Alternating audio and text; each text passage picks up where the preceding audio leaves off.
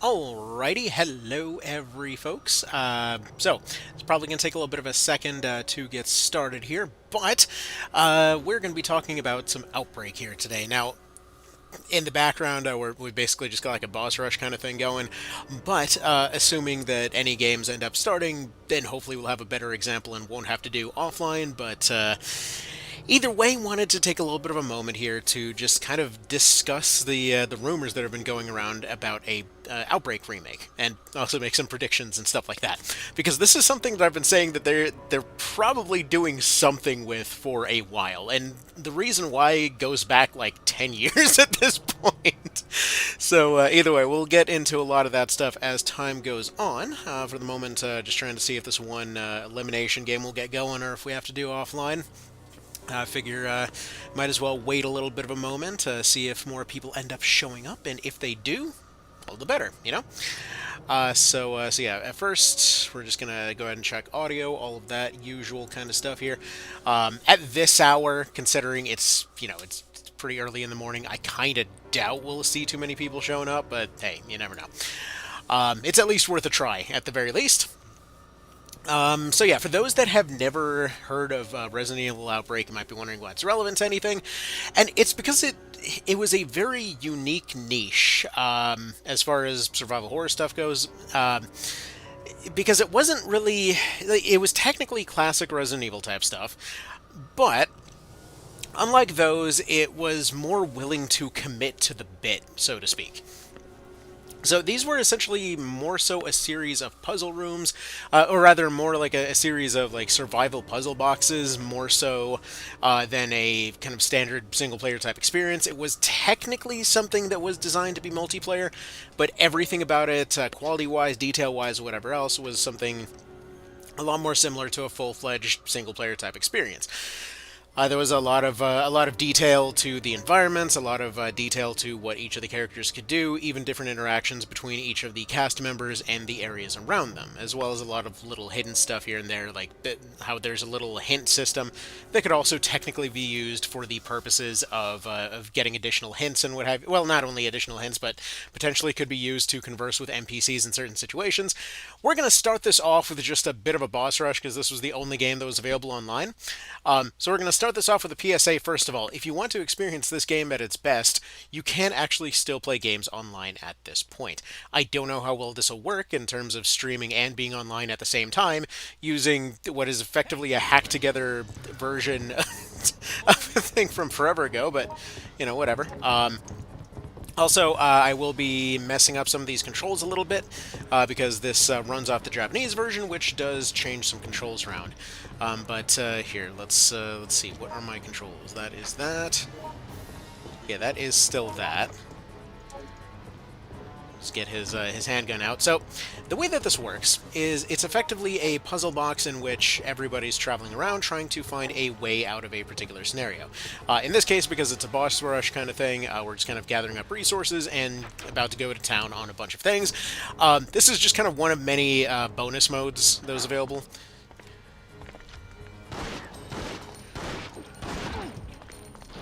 Given the higher difficulty that they set up here, I don't know if this is actually going to end up working out properly, but we'll see. Can I dodge? Oh yeah. Oh yeah, I can. That's interesting. I actually didn't know if you could dodge hunters, but anyway. Mine detector, that's kind of random. Alright, whatever. Let's go ahead and reload my spare magazine here. And you might be already picking up on the fact that this thing is kind of heavy on its logistics. Why would you have both bullets and magazines separately? Because you potentially have to dedicate your entire inventory to be able to actually be useful in a gunfight. Most of the time you're just kind of carrying around whatever's on hand and trying to make it work. Okay, just kind of listening for audio cues and trying to use the auto aim here. So there's a lot of clomping around. I'm guessing it's probably hyenas and birds here. I don't remember what's on this one. Wait.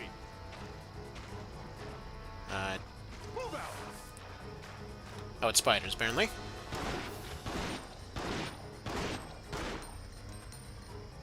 Right.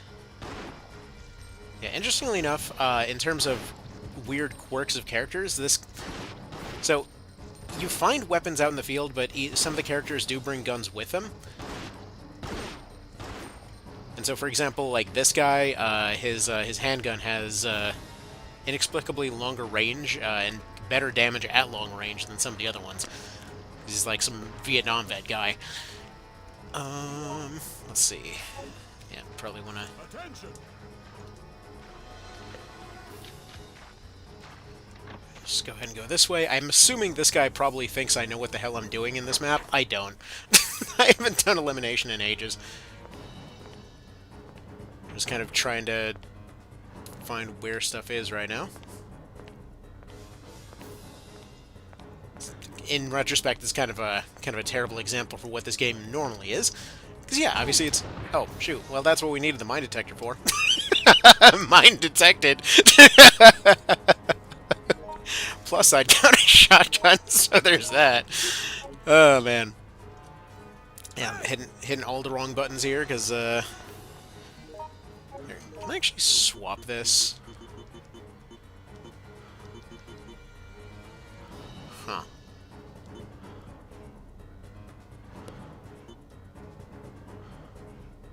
Well, it's not... I mean, it's close.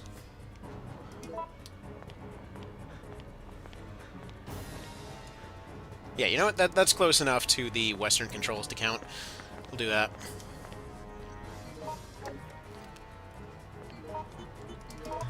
Yeah, funnily enough, most of the other characters probably would have gotten killed by the mine there. This guy's just a lot more bulky than the rest. Okay, so, alright, so what does this have to do with... Like, what exactly would this do with the remake? See, the thing is, if they do a remake of this game, there's really not too much that they need to add to this thing. Because as far as the original goes, it had a lot more than many potentially even realized anyway. So, like, for example, when it comes to bonus modes, extra damage stuff, or extra kind of like fights and what have you, extra just stuff hidden all over the place, its replayability was already kind of absurd, down to the point of having a pretty unreasonable amount of extra characters even. Like, basically every NPC that you could run into in the game was their own unique character. How are you still standing? Oh, well. Yeah, I think it's safe to say that this attempt is probably not going really well. Anyway, though, so yeah, every one of the random NPCs that you could run into was their own character, basically starting off with their own stats, setups, whatever else. They technically used some of the skills of the original cast, but this meant that even in scenarios where, let's say, the basic difficulties that the thing ended up shipping with, it technically had kind of set items and stuff like that for the most part. Even in those cases, just playing with different characters oftentimes felt very different. And I found another mine with my face. Yeah, why did he go for Elimination 3 instead of one of the ones that's actually fun? I don't know. I actually don't know where any of the other people playing right now went anyway. But, you know, certainly it's one way to start. Hi there, Mr. Claymore. Yeah. So that's that. I don't... Is there no virus enabled for this one? Okay, I was gonna say... It's like, I guess it's because I used an item and the virus was temporarily halted, but I think it's safe to say this attempt is probably not going terribly well. But that's okay. We'll just switch over to single player then, because there's nothing to be done here anyway. Oh, apparently that's not going to work. Okay, we're just going to go ahead and leave this particular one. And that'll be about that. So let's go over to the single player at this point, since there doesn't seem to be too many people online at this random weird hour in the early parts of the morning, and discuss why exactly they should go and... Well, why they probably will end up going and remaking this thing, kind of discussing some of the recent developments that ended up happening, and yeah, we'll go from there. So, first and foremost, why is this even a discussion in the first place? So, for a good number of years now, like basically back since I would say roughly about when they announced the yeah, let's go ahead and do one of these. Let's go ahead and exit. end netplay, go back to the main menu. But back since they announced the RE2 remake, it was around the point that there started being at least some rumors of whether or not they'll go and maybe make an Outbreak remake at some point. And obviously, then they remade 3, they remade 4, they made a bunch of other sequels, and in general, it seems like everything else from the PS2 rough, PS1, PS2, or whatever else was getting a bit of love there. And so when it came to Outbreak, it was this weird one in the middle because it was kind of this sandbox approach. Unlike the original like classic survival horror type stuff there, we weren't seeing a situation where it was just like this long form game setting, whatever else that you were going through, and attempting to kind of just do this whole like long playthrough and what have you. These were a series of shorter, more intense scenarios with more kind of variability to them and a lot more chaos. But unlike, let's say, a lot of other multiplayer type things in this particular vein, there wasn't a focus on frenetic action or whatever else. It was more of a creeping kind of dread, I guess is the best way to put it. And so it gave it this really unique feeling. And personally, while generally the consensus is, oh, this thing is at its best when it's online, and I completely agree with that, when it comes to its offline and stuff like that, it's a single player experience. Personally, I still absolutely love it. Anyways, let's go ahead and show off some stuff here. Let's go ahead and let's get. Yeah, why don't we get Tony in there, and then let's go ahead and get... which one's who here? Do we just get this guy? Yeah, sure, let's get this guy. We'll just go ahead and set it on hard for the moment, just to kind of do a thing here. No infinite mode, no nightmare mode. And we'll go ahead and get started. So your scenarios start off like this, that you just get your brief introduction to a location. In this case, it's going to be a zoo. But the thing is, unlike, let's say, something like Silent Hill, there isn't as much of a focus on like complete mind-bending puzzles. It's always logistical stuff, and that's kind of what makes it fun. That oftentimes, when it comes to your losses, they don't end up coming about because, let's say, you couldn't figure out how to look up some ancient as hell Shakespeare quote. Instead, it's a situation where, okay, there's a code located in somebody's pocket that just sort of got eaten by a lion somewhere, and on this particular difficulty, where did they wind up? And so, in the offline mode, you've got 4 separate difficulties with several different modifiers that will tell you that'll essentially determine your item layout. There is some randomization to some degree, but for the most part, it's essentially one kind of puzzle box for you to go and figure out. But the difference from a lot of the mainline entries is that you've got some randos that are going to be running around with you for one thing, and for another, you potentially have some weird outcomes with some of these NPCs, like this guy gets mauled by his dogs, so if you, let's say, add him to your roster and bring him along to a thing, he comes in pre-injured because his dogs already ate him. Anyway, we'll just go ahead and do one of these. And deal with this guy real quick. But yeah, the enemies are infinite. We'll never be able to actually get past all of them. So for the moment, I'm actually only trying to accomplish a couple of things here, which is, for one, I'm going to go get a hold of this pistol over here. We'll need it for later. Got a few guys over here. And dodge. There we go. Yeah, all the characters have different types of offensive, defensive abilities. In this guy's case, he's just, a friggin' beefy security guard guy that's a war vet. He's pretty good at blocking stuff, so he can more or less parry incoming zombies. But it doesn't always work for everything, so it's kind of a situational dodge move there, as it were. Anyway, so this area will continuously keep getting more and more overrun as time goes on. And so I need to get a hold of this note over here, which will give us some information. Okay, we're gonna ignore her for the moment. She's just gonna go that way. And so now we're at a... Here, just... Go ahead and pop that guy in the mouth. There we go. Alright. So, again, the main difference between this and classic Resident Evil type of stuff is that everything is a lot more fluid. So, like, when it comes to the actual outbreak that's happening, it is all over the place. It'll keep continuously getting worse. Enemies never run out. It just gets worse and worse and worse and worse as time goes on. And so, in this case, to give a little bit of an advantage later, what we're actually going to do is break down this door. Get to the, get to the door. Thank you. Should take most of the shots of this thing and then one shot from the revolver. And yeah, if anybody happens to be here and can tell me whether or not the audio is okay, that would be appreciated. Get through the dang door, come on. Okay, and then there's one more guy on the other end of this door. But depending on your difficulties, Resident Evil Tactics Ogre Remake, it... Oh man. I mean, this is, funnily enough, probably the only one of the Resident Evil titles that has like a squad management mechanic. Kinda, sorta. Or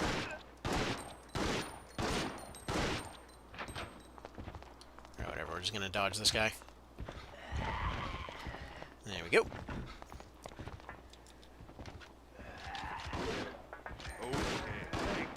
Alright, deal with him. There's a sniper pistol to deal with this guy. It's a bit of a waste of ammo that we really cannot spare here, but whatever, it'll have to do. Yeah, man, me too. Me too. I freaking love this thing. Also, Mr. Tony, hand this thing over. You need this medicine a lot more than I do for the moment, anyway. Excuse me. Yeah, name a more iconic duo than Outbreak and needless callouts all the time. Okay. I'm just gonna go get a hold of this pistol ammo over here, and then we're already done with this initial area. As he is just absolutely beelining it towards my bullets. Here, go ahead and reload this thing. Well, dude, bastard stole my magazine. Alright, whatever. It'll have to be fine then. So, the reason that we're doing this area is normally blocked off. You got, let's say, one character that's good at lockpicking, another character that's good at putting together bombs and things. There's multiple different ways to potentially get through this door. But in this particular case, it was just a situation where I knew there would be a handgun laying around in the early section there, and enough shots will break down that door, so the idea was to go in there, pick up the shotgun. The shotgun is basically, rather than a normal weapon type situation, is going to be more of a puzzle piece, as it were. And yeah, some of these dudes can absolutely book it, so that's fun. Go. Please use your plot or your cutscene immunity. Thank you kindly. All right. See, just willing Outbreak Remake into existence after the award show. Stranger things have happened. I mean, okay, let me point out. The reason that we're talking about this here today is actually because there have been tweets basically from the team that was doing the other Resident Evil remakes that was saying something to the effect of, look, we know that people want a Resident Evil Outbreak remake, and we want to do that, as long as there's proof that it's happening. Now, they've said this for several games before, and they've been known, just like Square, to mislead on these kinds of situations before, where they're like, oh man, we just need people to be excited, and in reality, they've been working on it for a while. So, that's why I'm kind of thinking that it seems pretty likely that it's, already a thing that's happening. Especially considering that, yeah, it's been, even in its hacked-together state, as far as the multiplayer goes, it's still been doing better than their own multiplayer stuff for the most part. So, there's that. so, so there's a pretty decent chance that, yeah, it's possibly already happening. I don't want to necessarily say probably, but probably. It seems really likely is what I'm getting at here. Alright, let's go ahead and blow this door open. Thank you kindly. Yeah, world's best lockpick shotgun. Alright, but before we go down that particular route, I want to get a hold of this key that's going to be over here. Let's go ahead and open this thing. Thank you kindly. But yeah, so I'm really hoping that we end up getting something like this, and this is partially why I was talking about a potential remake a few months back. So I was talking about how when it comes to Outbreak, it actually was planned to be remade at one point on the PSP. That there was a apparently enough budget for one remake way back when in the PSP days, and they're like, okay, we can potentially either do this or we do Monster Hunter, and then obviously they went for Monster Hunter anyway. Let's see. I hope if it ever comes out, it won't be like Resistance. I think that like just all that stuff is kind of them testing the waters because Resistance did have some people that were pretty into it. Uh, it wasn't great, but there were enough callouts to Outbreak in that one that it feels like there was at least a hint of what they were trying to do there. Also, going to deal with this hyena because this door will not open with this stupid bastard alive. What are you talking about? I totally haven't had runs get completely just dunked on as soon as this, as soon as I got up to this door by these stupid hyenas. There's no evidence for that whatsoever. Anyway, but okay, they've been throwing out a lot of references to this thing for a while. Obviously, with all of the new remakes that happened, they've been tossing them out there. Those are pretty blatant. But when it comes to other stuff, like their recent mobile game thing, had a bunch of references to Outbreak on there in terms of actually having Outbreak characters in there. Granted, that game sucks, but still, the point is that it actively gets referenced all the friggin' time and they've directly stated that they planned to do something remake wise with it, or at least wanted to. So it's just the odds are there, you know.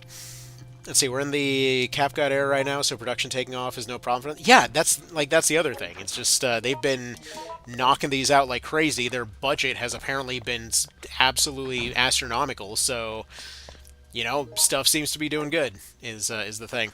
This is probably safer than jumping into an RE5 remake. Yeah, I mean, people have been begging for it for a while. It's one of their most requested things for a really long time now, apparently. To the point where a lot of the kind of more prominent names in terms of the actual space here, in terms of people that regularly will go and talk about Resident Evil type stuff, they've been mentioning that people on the dev side have mentioned that they're probably doing something with it pretty soon for a long time now. That's why that tweet from the other day, basically saying, "Hey, we'll think about it," definitely sounds a whole lot like we're already doing it, at least in my eyes. So, anywho, we're gonna go through here real quick because I want to take that shotgun to specifically sort out one problem on the other end of the zoo. Okay. And yeah, exactly. The next Resident Evil is directly Alyssa's daughter.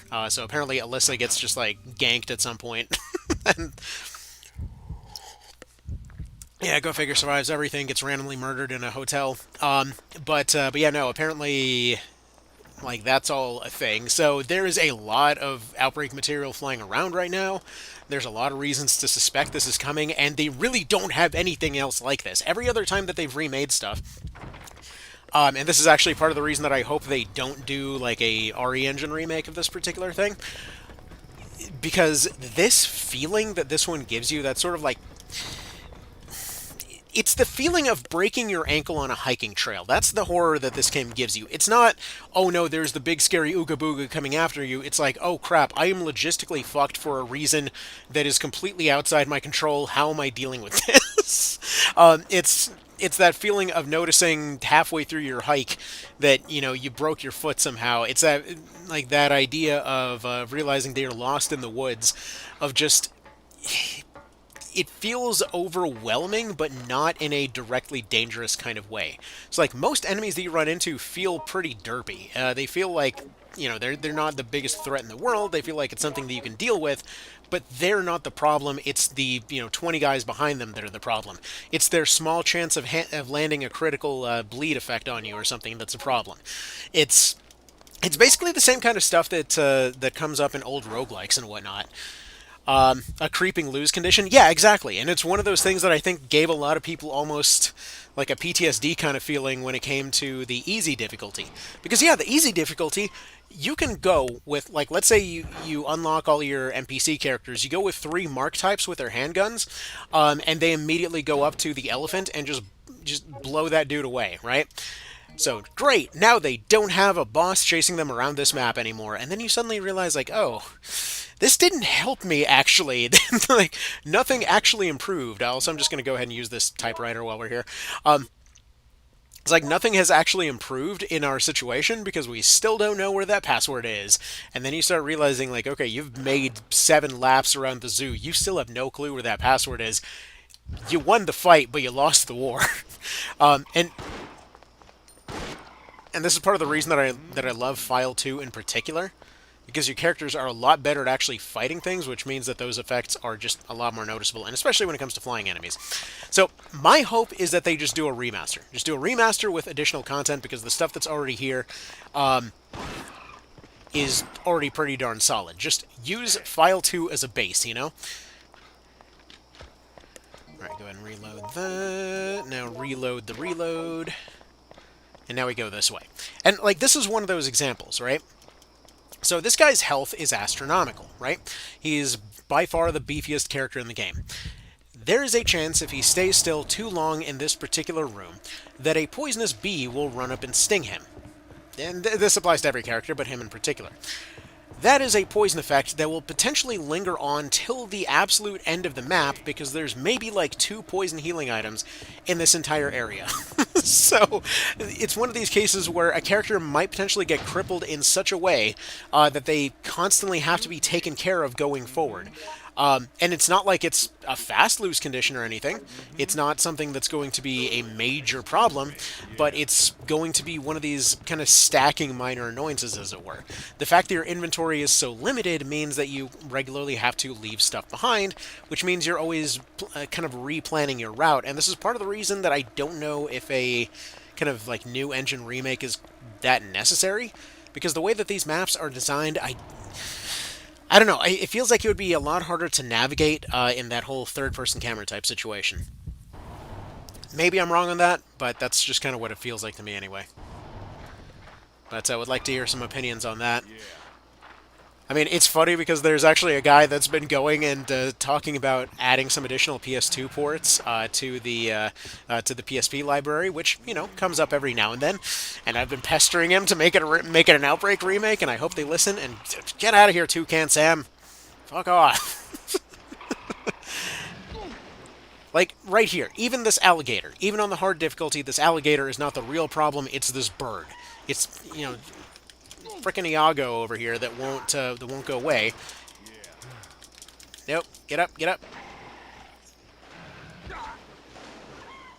Get up. Get lost, bird. Because yeah, the alligator will not be a threat on his own. He can barely catch you, but as soon as that bird gets you stuck in place, yeah, then it's potentially bye-bye time. Because then you get injured, and then immediately, guess what? Lion to the face. Yeah, please don't do the thing. Don't do the thing. Get through the door. Thank you kindly. See, that makes perfect for as a streamer game. Yeah, I mean, that would be interesting to see. Sir, I don't believe... Here, give me that, please. No. Give me the thing. Give me the thing. Stop trying to get yourself eaten by an alligator and get your ass over here. Excuse me. Alright. Got a little bit of extra health. Got the shotgun. Hello. Now I can go deal with this. But yeah, no, if they re-released it even as is, I feel like it really would not take much to get a lot more people to pay attention to this. Yeah. Okay, there we go. Lion's dealt with. In fact, actually, give me this. Reload your own pistol, because you probably need some help with that. Because I've got all the bullets at this point. And it's hard to overstate the brilliance of some of the little bits of design in this one. Because, for example, that little pathway over there, on other difficulties, you just go through there, you're potentially conveniently carrying around a shotgun at this point. You need a key to get to the next area. That key is located up here, and so you, for example, can go and deal with that vent. Um, Rayman. Yeah. so it's very convenient to take your shotgun, go through that hole, deal with the lions. The shotgun's really good at dealing with them, and then you don't have to make any additional trips. In this particular case, though, we're now in a situation that it potentially is going to take a lot longer to get over to that location. I don't have enough spaces to carry everything, so I'm just going to go ahead and reload this pistol real quick. I'm going to go ahead and leave my magazine behind. This guy is going to give us a little bit of news, which will give us a healing item. So we'll go ahead and update his friends in a moment. There's another one of these items over here. I will go ahead and leave the extra bullets for the shotgun over here. There's an unloaded rifle over there that is one of the best weapons around. But you potentially only have like 3 shots for it in the entire level. But in order to get those, you have to collect all these medals. In order to get to these medals, you actually kind of have to prepare ahead of time. Like, I already missed a couple of medals at the start of the level because I rushed through the area. If you did a little bit more exploring in those zones, you have a little bit more of a route there. I'm gonna go ahead and eat more of these. This hyena needs to go away.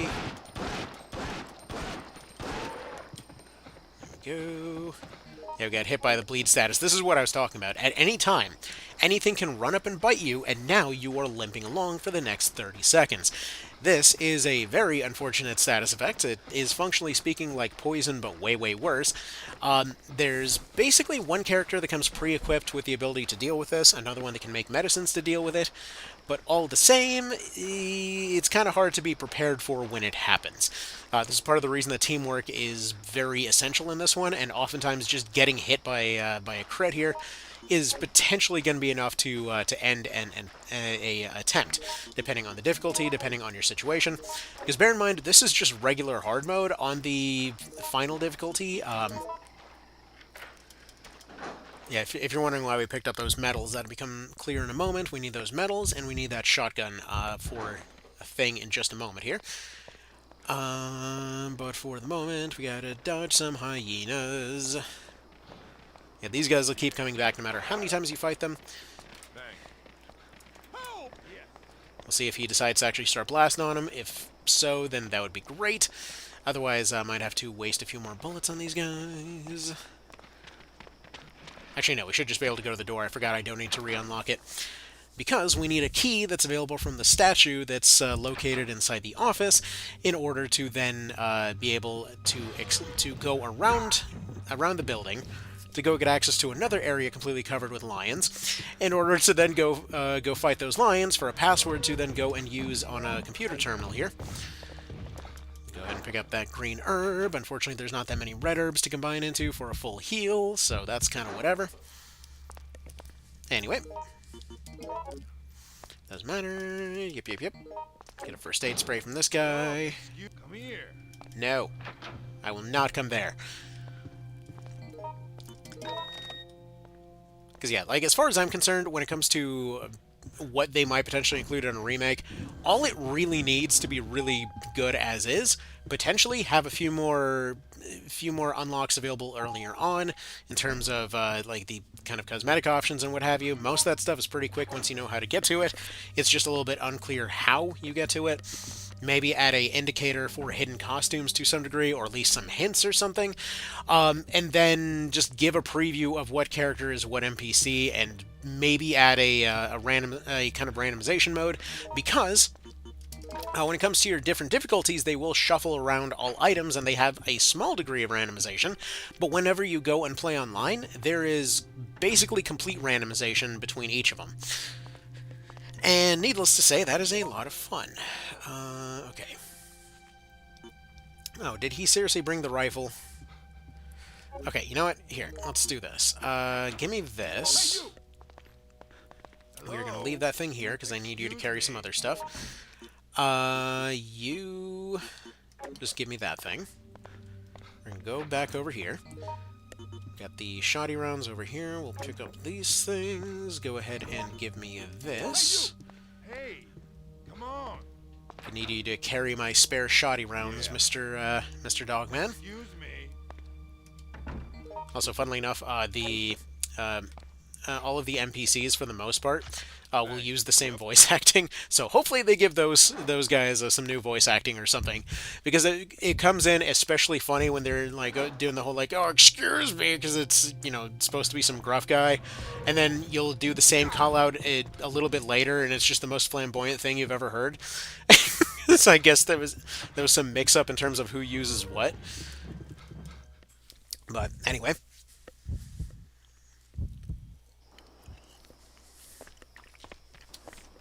All right. So now we go here. We've got a key to the lion's den. So once you go there, there's a few more lions, unsurprisingly, which then goes to a little bit of a kind of a cage enclosure, which then goes to their stage, which then goes to the front entrance, which then finally has the rip jacket of the poor asshole that lost the password that we're trying to look for here. This is what I mean. Every one of these puzzles is just logistical stuff. Like, you're exploring around, getting overwhelmed the entire time, and when you're playing online, those moments when you run in and let's say you try to keep up with the rest of the group, they know what they're doing, but three people end up potentially getting, end up going and doing most of the objectives, only to then circle back and realize, oh shoot, we ended up losing someone along the way, and so you're going around trying to figure out what happened to the rest of their group. You're finding some random like carnage or what have you, and every time you're not sure if you're going to run into, let's say, one of your teammates just potentially you're going to find one of their bodies somewhere, or if you're going to potentially find out that all the puzzles are solved, or potentially you're going to end up getting randomly bitten by a dog and bleeding to death in a corner somewhere, hoping that they'll go and show up. It's effectively like, you know, what usually was kind of implied to be going on in all those classical Resident Evil games, but instead, it's happening organically and it's neat and stuff. So, either way, funnily enough, between all of those different things, whether there is an official remake that comes to Steam or something, I'd still somehow look forward to it more as far as the remake that could potentially be coming to a PSP. If that guy pulls that off, that is going to be friggin' exciting as hell. Resident Evil Tactics, I mean, it actually genuinely could work. What's funny is that when it comes to the Resident Evil games, they've already got all of the stats and stuff figured out, so I mean, it probably could do. It could work. When it comes to Outbreak, it really does kind of play like a real time tactics game in some cases. Um, just because everything is very very deliberate. Like, there's a lot of focusing on knockdowns and knockbacks and animation cancels and whatnot. Like right here, this guy, if he gets a couple of attacks off and then does the next swipe, that's just it.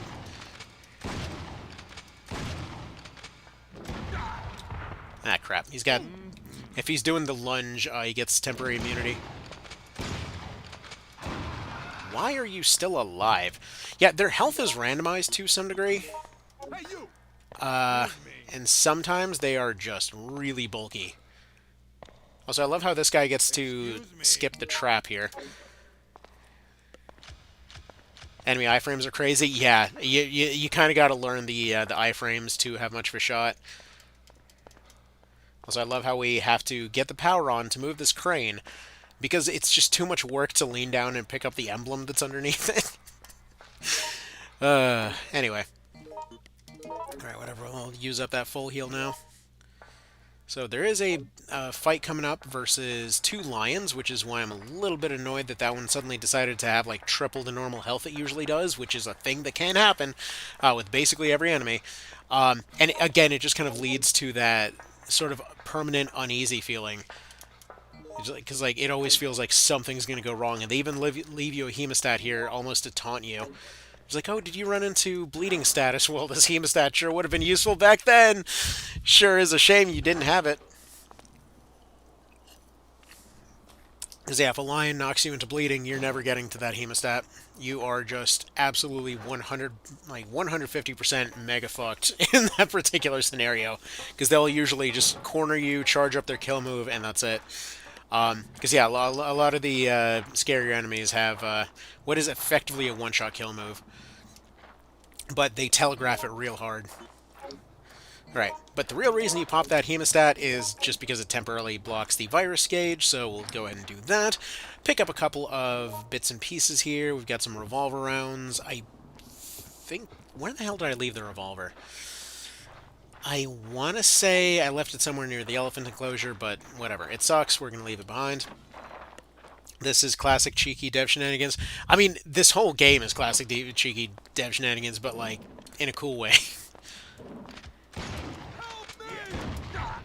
Like, personally, I love the offline of this thing because the way that the NPCs are just complete assholes most of the time is shockingly interesting. Um,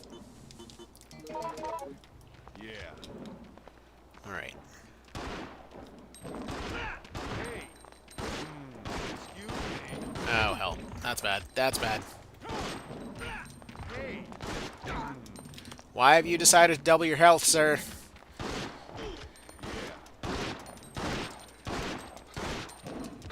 Alright, I could really use the guy with the magnum right now. Alright, good. One of them's dead. There's some heal items around. And again, individually, they're really easy to dance around, but... Yep, what a shame. I'm sorry I ducked. The fact that you go and use items as defensive options is great. Like, I love that. Let's go ahead and use that for the time being in order to not get just suddenly swiped.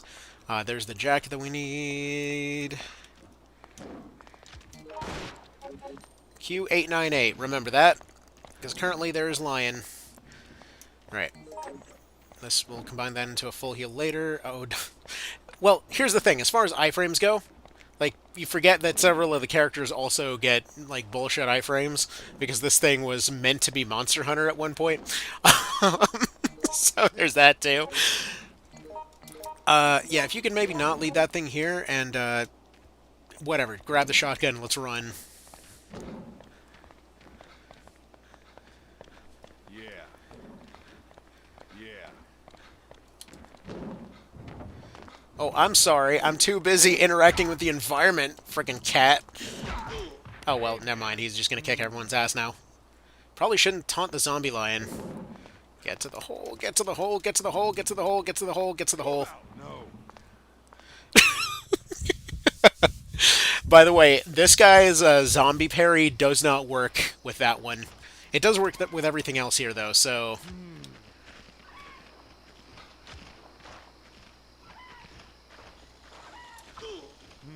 There we go.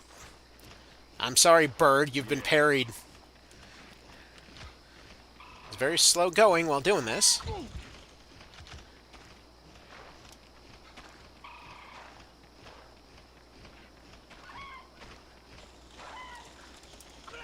Yeah. Alright, whatever. He's going after the other guy. Screw that guy.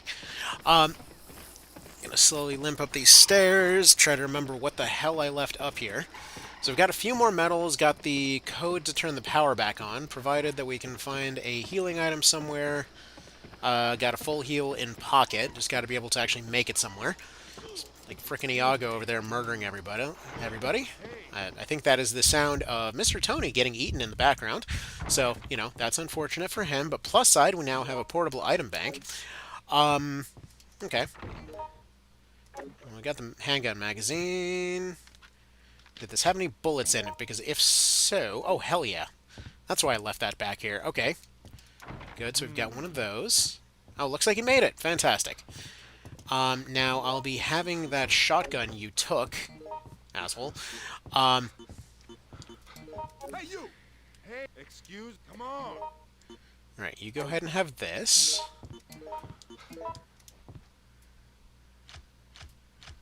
Fantastic. Now you're going to go ahead and give me this back. Hello. Excuse. Okay. Yeah, funnily enough, this is the guy that canonically gets eaten by his own dogs. So yeah, I guess he is given special plot armor versus dogs. Why not? Anywho, so I need... Okay, so hold on. Quick think for a moment. Because I'm thinking... Let me, So, pistol on Bird. Not going to be able to limp out of here before the bird ends up getting some attacks off, so we're going to shoot down the bird. There's the hyena, which honestly is probably better off just using the shoddy on him. There appears to be shoddy rounds over here, interestingly enough. Oh, that's the revolver. Oh, shoot. Okay, hang on. Well, it's good to know for the future. Right, Birdie's done for. Now we need to go to that door behind those trees over there. The other way is just a complete no-go. So once we get over there, Q898 is the password for the computer.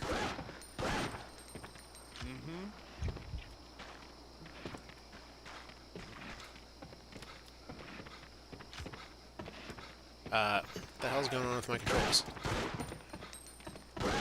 Yeah, normally it just sort of keeps the controls going when you're going around a corner here. I'm not really sure why it decided to do that. Anyway, 4 rounds left in the pistol. No, if the bird's back. Alright. So, we'll just limp over this way. Right. There's that bird. Now, I believe there's a green herb over here. If there is, then I can combine it with what's here to get a full heal. Not quite worried about the NPC characters. So current plan as it is, we're eventually going to have to knock the emblem off of the door to the elephant enclosure, so we're going to need to go in there, get the elephant trapped. I believe that also gives some extra ammo and whatnot, which I don't think that's going to help too much right now.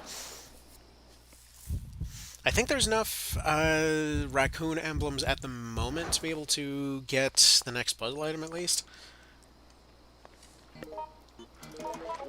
Anyway, there's no way to make it... Oh, crap.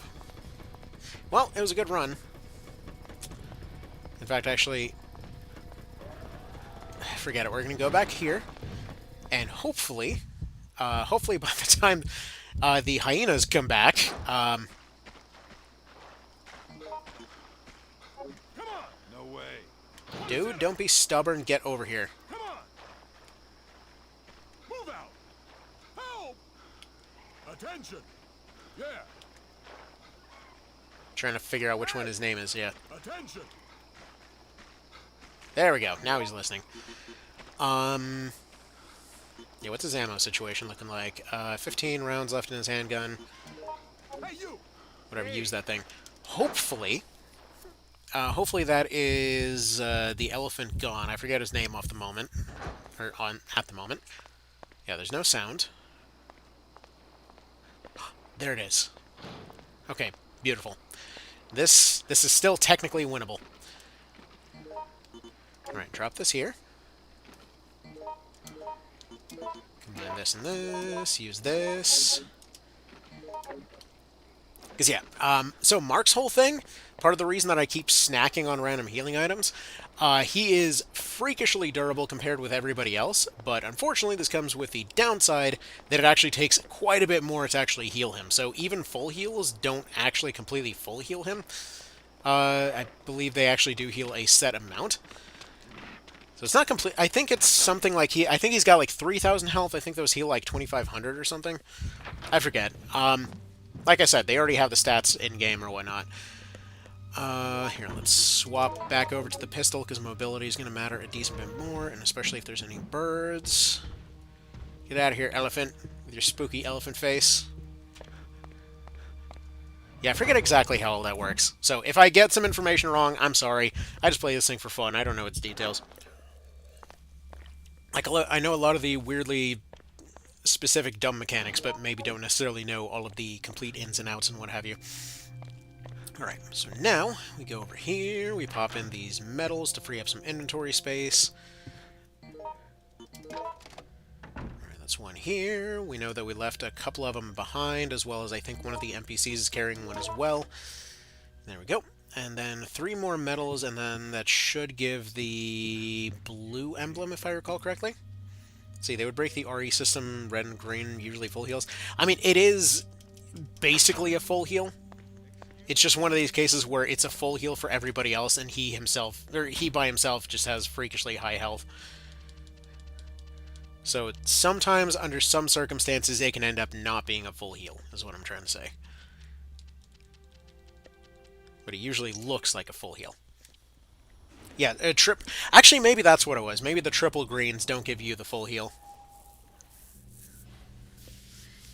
Okay, so this completely redoes the level. And what's funny is that on every difficulty below hard, this is something that you can basically do right away. So we're already several minutes into this, and that's how long it took to actually get the power turned back onto this place. I'm just going to go ahead and use the typewriter at this point. All right, and then we can keep on continuing on. But yeah, that's, again, it's just one of those little things that's just kind of fun about this game. It's just, there's all these little eccentricities to everything. Okay, so we're going to use this door to hopefully avoid the elephant in the room. You know, he's going to pop in there, but we can go ahead and use this door right over here. This does give the option for trapping him in the elephant room, which we'll go ahead and do right now. And then hopefully if we trap him early, he can end up breaking out so we don't have to face the frickin' lion boss. And if you let the hyenas follow you in through that door, then taking the back door means that they don't follow you. So that's also nice. Again, just a lot of little details. There's always just weird tech to this stuff. And it's, like, when you're playing online, it's especially concerning when you suddenly see the hyenas by the door, but you don't know what happened to the other person that was there. It's like, where did they go? Why are they gone? I see their weapon that they were using earlier, that's on the ground over there. Why did they leave it behind? Why are there hyenas here? You know. It's just kind of fun trying to piece that stuff together. Alright, I'll take this green herb so that the AIs don't accidentally use it. Let's see, bonus pistol over there. I think it's empty. That door's locked, but you can break it down, but I'm also not going to bother. Are there any rounds left in this pistol? No, it's empty. Okay. No real use in keeping it around then, because Mark has an inbuilt pistol. So I probably should have gone over this earlier, but like every one of the characters has sort of inbuilt stuff that they carry. So like that guy down there is a Kevin type, meaning that he has what is basically a Magnum with him at all times. But at most, like he starts off with 14 rounds for it, and then by the time you're done, you'll maybe get another magazine for it, depending on the map. Yeah, there we go.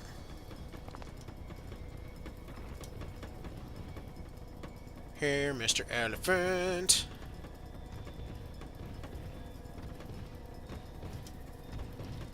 Yes, please. Close that thing.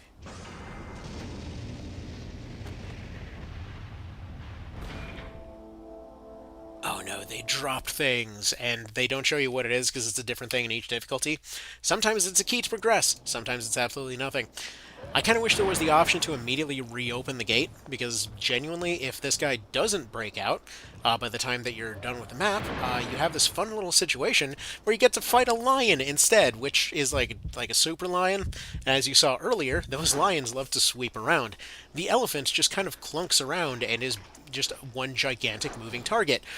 When it comes to the lions, however, they're like the frickin' lion there, they will jump around, they'll have backup with them. It is way, way harder.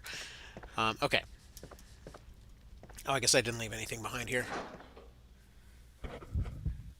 The RNG, it's almost like RE3. I mean, it does do a lot of those same things. I also probably should have broken down this door earlier. I think we'll go around instead. There we go. And yet, bear in mind, File 1, so the first of what was supposed to be like 3 Outbreak games, you couldn't do that. You couldn't do the spin and shoot. Oh hell, he's back. You basically had to manually aim all of your shots like it was the original US release of RE1, and that wasn't great. Okay, so at this point, the power is turned back onto this place, which means that you can press the buttons in the right order to get yourself stuff. I don't remember what that order is, so we'll just go ahead and assume the best here.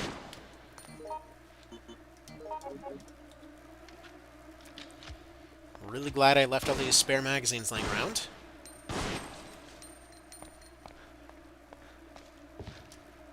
Right. Perfect. Yeah, that bridge is not out on the lighter difficulties.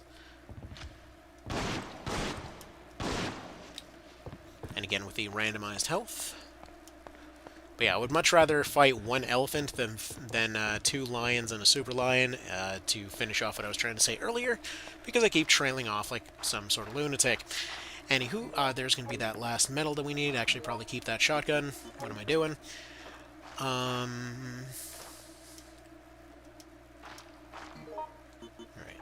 an extra magazine. There's this one, and then there's going to be one more that's behind that that flesh plant that we squished earlier. That's going to open up a panel over in this direction. There are hints, by the way, to explain all these different puzzles if you're wondering what the hell's going on. Like, why would you ever know this stuff? Why would you ever figure it out? Alright, there's some... Ooh. Hello. Alright. Leave these 4 bullets right here. Take this one. Yeah, funnily enough, it's a lot faster to cram bullets into a magazine and then put the magazine in than it is to do a box reload. Yeah, we'll just go ahead and combine these two together. That's probably an inefficient use of our very limited items, but rifle rounds make the final fight so much easier. Okay, now do we want to go around or not? I'm thinking yes. No, actually.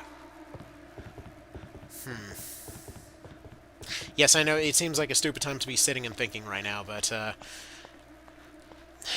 when I'm talking about going around, I mean like this way, but then we'd have to go this whole way, go through the gator area, go through the other area.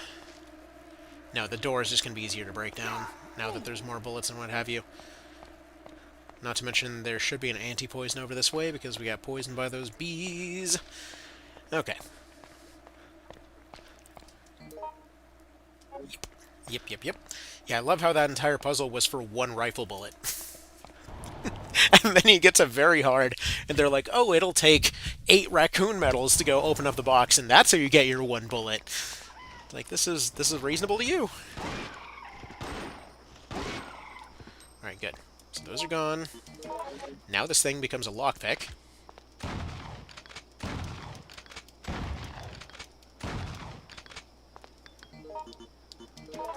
I should probably mention you can try to kick the door down, but or ram it down.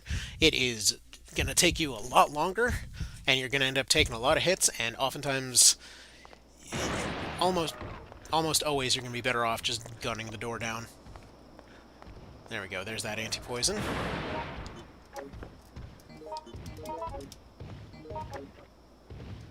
Alright. I'm gonna leave the heal here.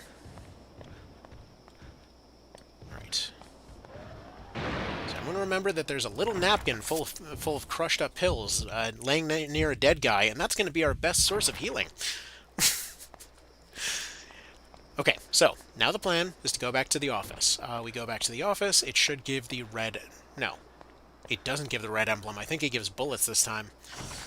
Because the red emblem should be underneath the crane that's nearby the dead lion that's over by the lion cage area. Right, well, we'll deal with that, but thankfully the hyenas are now permanently distracted over there, and we're not going to mess up that status quo. So instead, go in here. Alright. Trying to think what order to do things in. But this is one of those things that makes this thing such a fun puzzle to solve. Like, I specifically still keep a Retroid 2 Plus to this day, with only File 2 on there, just to randomly do runs of this game. Just whatever difficulty, whatever settings, just sort of pick one and go. Because every one of them, despite technically being labeled as, easy, normal, hard, very hard, etc., you still will regularly end up going through them again and again and finding yourself completely stumped on the easier difficulties after doing just fine on the harder ones. So it's just kind of fun like that. Anyway, So, put one more metal in there. There was some more metals laying around someplace. Gonna go ahead and leave this this emblem right over here. There we go. Leave this here. Go ahead and load this into the rifle. And then we're actually going to leave the rifle right there, because we're going to be running right nearby the door that that particular emblem needs to go into. Ooh, you, sir, have bullets. Give me those. Hey, you! Hey, Yes, yes, you're dying, and that's Excuse me. tragic, but also, give me them bullets. Hey, you! excuse me. Come on. Wow, somebody's impatient. Alright. Like, I'm busy to go, trying to go bleed out somewhere. Alright. So with all of these reloaded, now it should be a trivial matter to go deal with the lion, go put away this emblem, pick up the other emblem, since all of it is basically in the same direction, and yeah, we should be good. Should be cozy. Shoot. Sorry, too busy drinking coffee, forgot that we can't use that door anymore. My bad. Okay, gotta go the other direction. Probably could attempt to use that pesticide spray to go kill that remaining lion, but I'd really rather not. If we had Annalessa on the team, she probably would have left this unlocked at this point. Funnily enough, this one, like, you can keep asking her to unlock it, but it's like if you save her life a couple of times and then just kind of get the power turned off, then she'll, or turned back on rather. Sometimes she'll go and unlock it. A lot of other times she just doesn't feel like it. Status quo maintained. And yes, of course, the coffee. Always. Alright. Ignore the hyena, shoot the bird. Save the bullets for the lion. Come to zoo, we've got the lions. Alright, there we go. Made it without getting birded. The birds are seriously the most dangerous thing in this game. How many coffees a day? Depends on the day.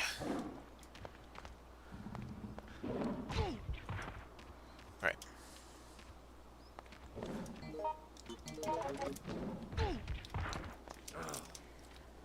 Alright, that's bad.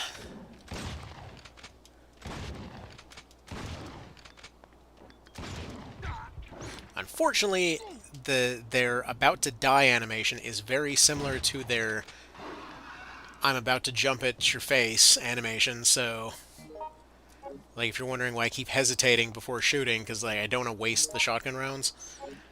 I get a blank tape, didn't actually end up needing that blank tape. But yeah, let's see, as far as coffees today, so when I was at work, it was one per each break, and then from there, ended up going and making another cup at home, so there's that. So yeah, I guess technically, 4 since the beginning of the evening, and there's that. Alright, so now, next order of business is to take this. There's technically one more lion on the way, but not one that we have to deal with. There's one more heal by the elephant enclosure. Break every 2 hours of work? Yeah. Give or take. Technically, they're supposed to be every 2 hours, but it's more like first one is like 3.5 hours, and then it's like an hour and a half, hour and a half. But yeah, no, if you're on third shift, you absolutely like down coffee like it's your crack. It's it's just how you survive. It's like I do. Given that I have to always be kind of on hand to you know, to be there for the kiddos and whatnot. This means that the only normal job I can do is going to be at night. So yeah, that means exactly what you'd think it would mean.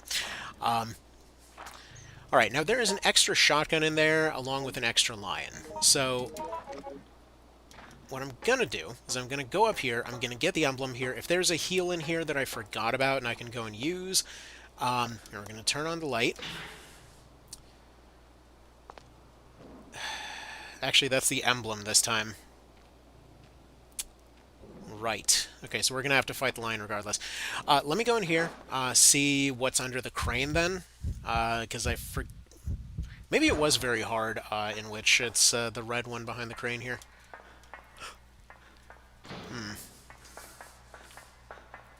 Oh yeah, we still have the top of the box first aid spray here, so we'll go ahead and use that. Perfect, perfect. Yeah, I love how it makes you just really intimately learn the item locations. But then it also goes out of its way to screw with your memory all the time. I think that's just one of the things that makes this one charming, you know? It's just like it has very specific ways of messing with your everything. Oh, I forgot to hit the button to raise the dealie. So with any luck, those lions can die in as little as 2 shotgun rounds. So if they die to that, fantastic. Also, this thing will attempt to slap you in the face if you're too close, so we're going to inch forward towards it. This is one of the very few cases of just outright cruelty as far as this game goes. Just kind of throw it out there. Yeah, so what is it? What's under it this time? Do I get to know or no? Okay, so it's rifle rounds. Okay.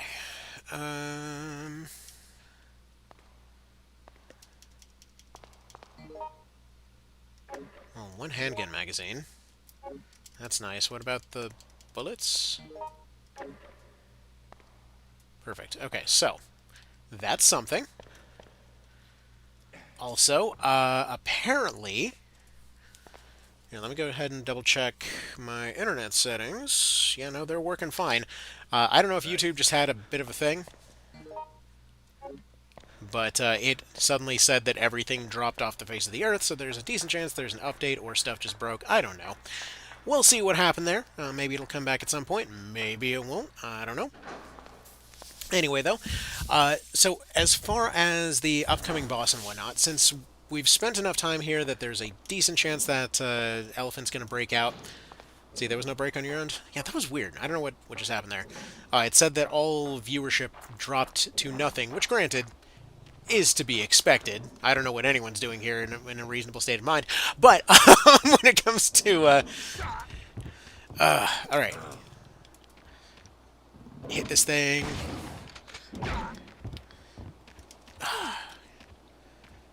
You can tell this thing is made for being fought with a team.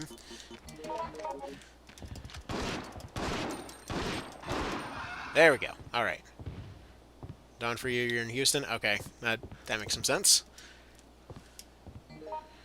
Alright, so... First of all, reload this pistol. Alright. We'll take the emblem. Power manure. Hell yeah.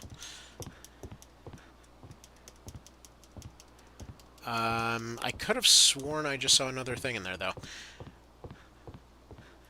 Alright, whatever. See, since I also work night shift, I had the day off, so I'm here. Break from one vision. Alright, fair enough. Yeah, hear you on that one.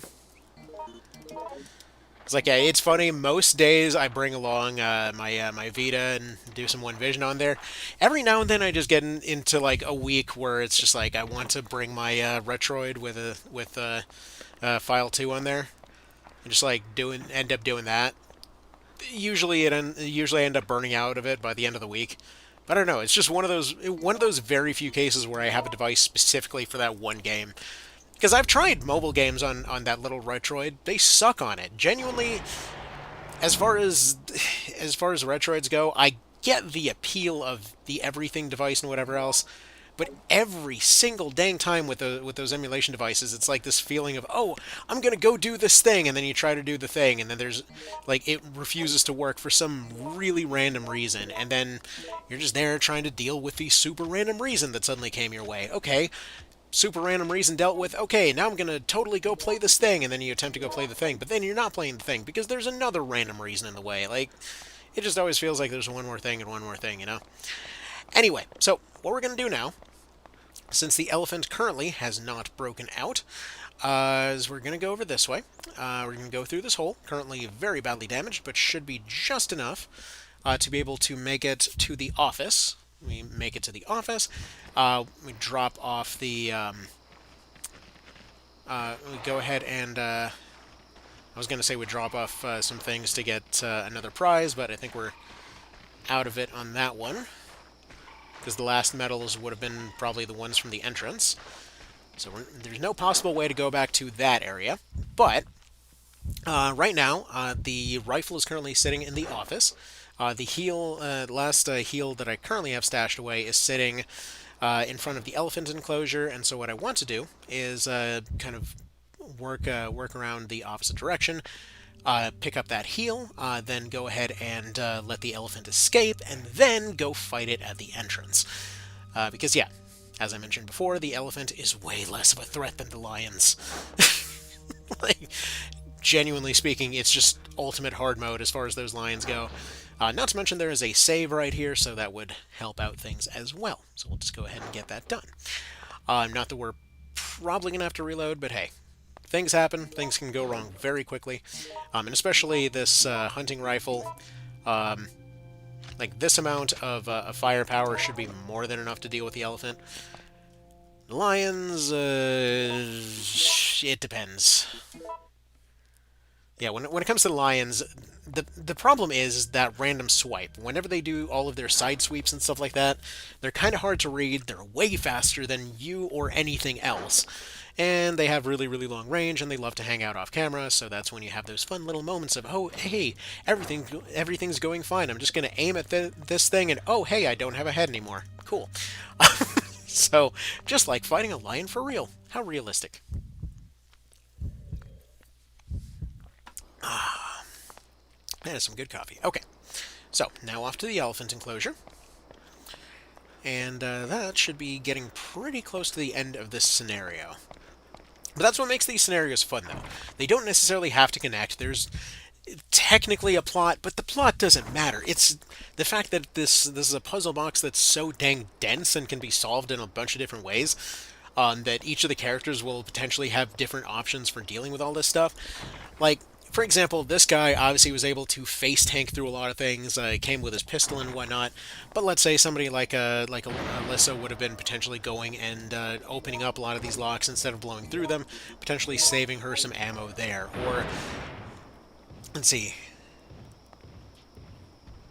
See, it would be fun watching people struggle through on stream. Yeah, I agree.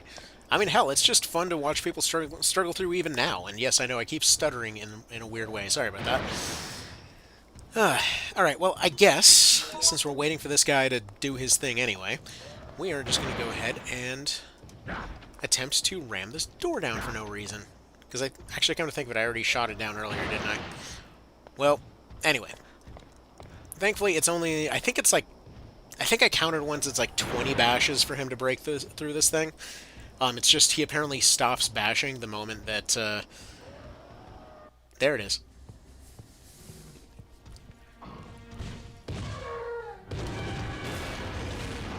Cool thing is, if you're standing right on the opposite edge of that gate, nothing happens. You're just fine.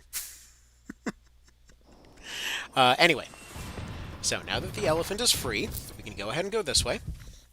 We'll go right on back to the entrance of the building, and then we fight that guy. He's gonna be pissed, he's gonna be following us around, nifty, nifty, nifty. But he's not 3 lions, and that's great. That's a good time. Not to mention with both of the hunting rifle bullets, should be no problem. I don't know if any of the NPC buddies made it. Oh, there's Tony. He's dead. I'll just go ahead and take your gun then, Tony. That's a shame. The hyenas eventually got him. I guess that's probably why they were hanging out by the door. He was probably trying to get through, and he became dog chow, which is fitting, because again, canonically, that's how he gets taken out. So, alright. I guess he is fated forever to be dog food. Sorry, Tony. Okay. Run, run, run, run, run, run, run, run.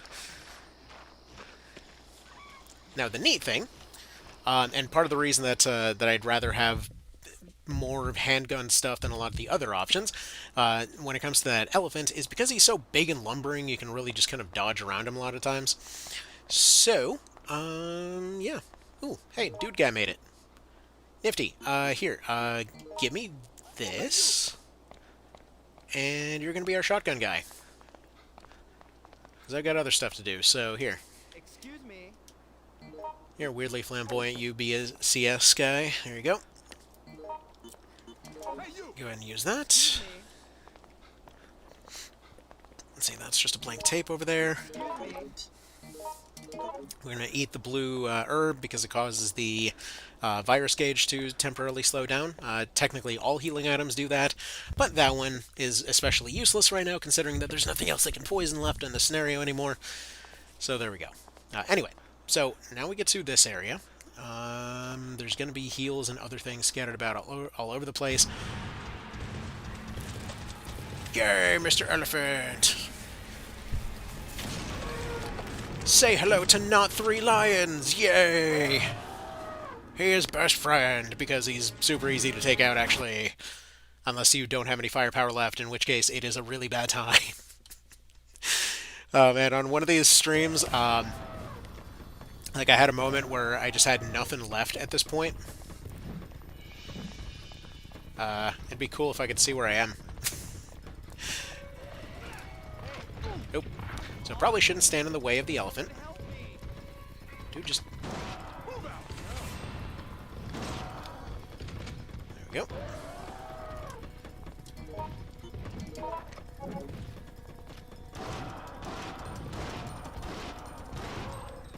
Charge. Do whatever. Help me.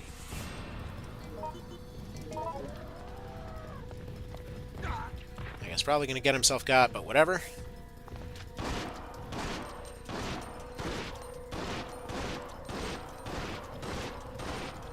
Cool thing about Mark, by the way, since he is the only army guy, he actually has a faster fire rate than everybody else. Hey, come on. Yeah, I know he's down. I'm trying to get this elephant over here. Oh, no, now he's dead. Alright, well, so much for that plan. Anyway, conveniently, though, now he's a portable item bank. So there's that, too. Alright, so what I was trying to say about Mark's handgun, though, so because it's got a damage bonus at long range for some reason, this means that for situations like this, where you're sniping in a boss or what have you, it's potentially doing a bit more. And especially if you go through here, you can repeatedly pop him in the face. And if he breaks this thing down, it drops a few items.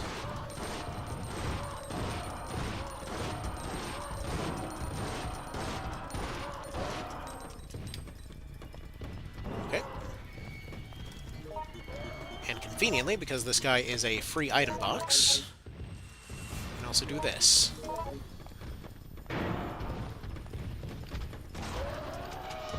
Hello there, penguin!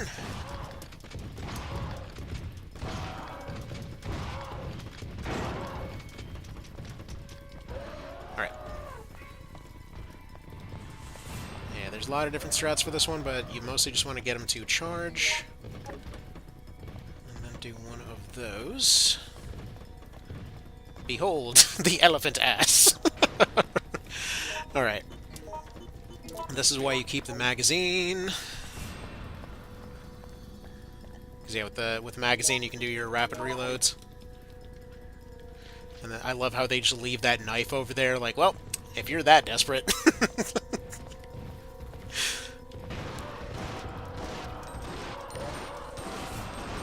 Alright. Mr. Dinosaur, if you could... There we go. So yeah, it doesn't take too much. Like, that was the 2 rifle rounds, 1 full mag on the shotgun, and 3 pistol magazines, and that's enough to get him going. Not even a full one, too.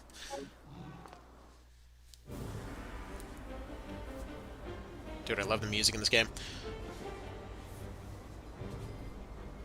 Going on its 2-dimensional tracks. My old man used to say there ain't a place left on this earth that isn't a war-torn battlefield. After being out of the service for so long, I'd forgotten that little saying. Gets on a tram 5 seconds later, crashes into yet another scenario. This, though, was worse than even the hell I'd seen it now.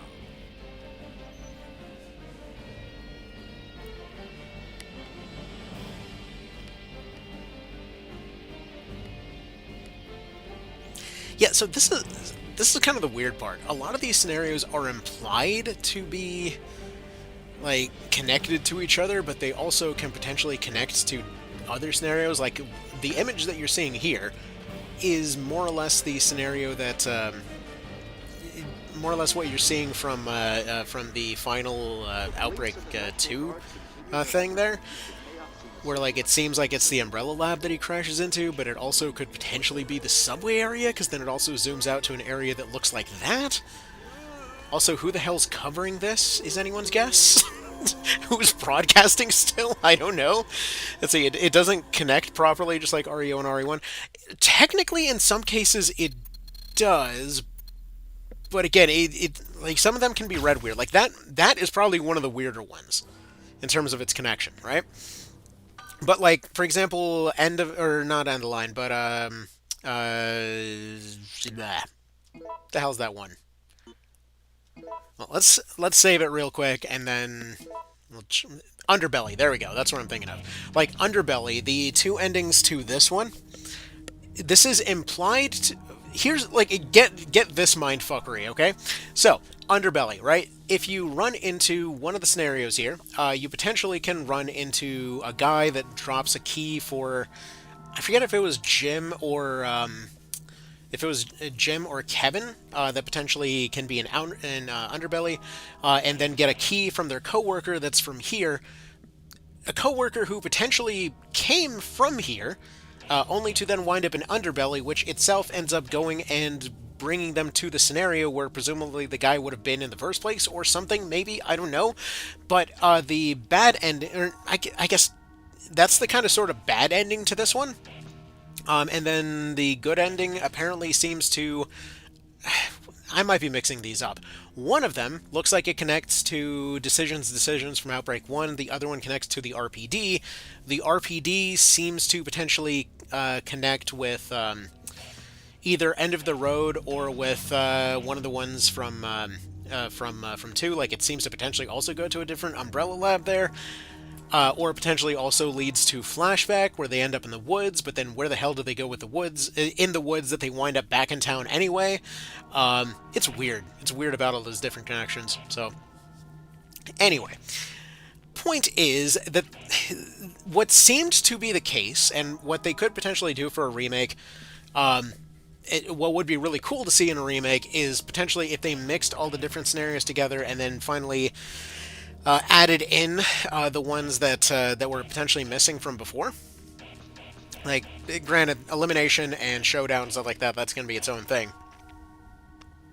But specifically, I mean, like, it seemed like what their original plan was with this, with these games, was that you, for example, start off at the bar, and then depending on the different endings you get, you would end up going to the different scenarios, and then it would just sort of branch out and out and out and out, until you eventually got to either Decisions, or End of the Road. And, again, those are... That would be a really cool format for the thing. Arguably, this is going to be more sensible on account of you usually only want to sit down and play through one scenario, not all of them back to back. And yeah, we'll go ahead and run a elimination scenario just to kind of show how that goes. Yeah, who do we want to run for this? Just run Mr. Red. Why not? Or yeah, you can play as basically any NPC that you run into anywhere. So we can go ahead and just run this as Hunk, I guess. Let's go run it on normal. Turn off any modifiers for this one. Because, yeah, you can go in with, like, infinite ammo, or infinite enemies, or even more infinite enemies, I guess. But, yeah, elimination is just, like, you go through and just clear rooms. But we're going to play this as a Kevin type, because they run faster, and Hunk, in particular, runs super fast.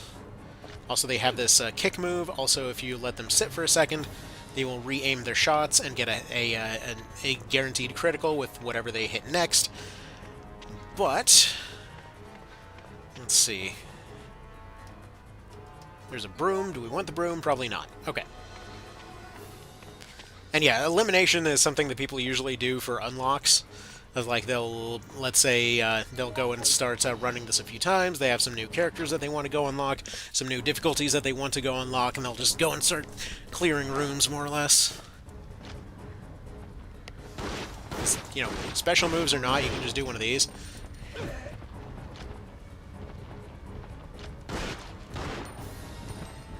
Also, I should probably point out, one of the complaints that people had about this game back in the day was the load times. If you're playing it on emulator now, and or if they do a remake for it, my god, is that not an issue. The load times are dang near instant, but anyway. What's cool, though, and part of the reason that I prefer File 2 over File 1 is that you still get all of the cool areas from File 1, but you don't have to deal with, for example, not being able to aim your guns or anything. You can do this whole, like, move and shoot thing, and it's a lot more fun to play. Wait, need those what? Is that a pipe or a shotgun? That is a pipe. Okay, there we go. Alright. Oh, the emulator? Yeah, like, again, that's why I personally went and bought a cheap Retroid 2. Retroid 2 Plus, rather. Just to have on hand, just to only play Outbreak File 2. Like, just kind of give that the classic experience there. Otherwise, this works perfectly on a Steam Deck, and specifically right now we are playing the Japanese version of the Japanese version of File 2, which does come with the option to play online, which, yeah, we'll go ahead and see if there's any online games available after this elimination run. But yeah, no, if they did a remake, you know, put it on Steam or what have you, potentially it would be great to see the File 2 mechanics in File 1, see all the scenarios in one place, and then from there, like, basically that's just all that the game needs to do to be good right off the bat.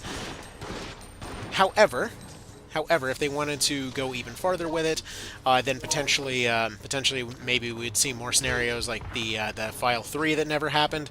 Which, if you're thinking, oh, that's just a rumor, no, the scenarios were to some extent completed, and there's actually mods that re-implement them back into the game, so they do exist, including several characters from File 3 that are, I think are included in this particular setup. Like, if you look up setup multiplayer for Resident Evil Outbreak, it comes with everything. I'm not going to tell you exactly where to find it, but just Google that. But yeah, no. If you go and look it up, you'll essentially find a modified version of the game itself, along with a memory card that has everything that you need to have the online stuff ready to go immediately without having to do any technical jank or what have you. A fully unlocked save file. So yeah, just kind of can do whatever you'd like there.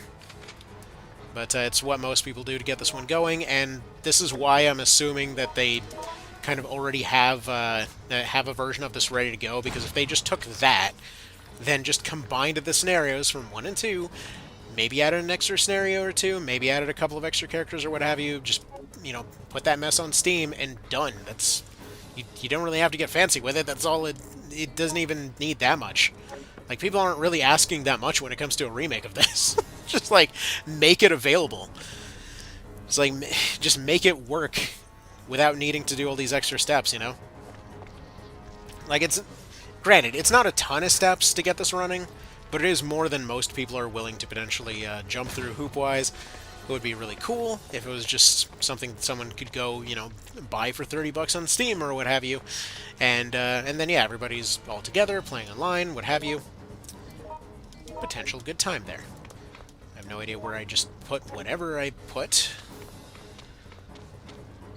Alright, ammo situation's looking decent. Got 2 magnums and a shotgun. Haven't even broken out this guy's standard issue magnum there.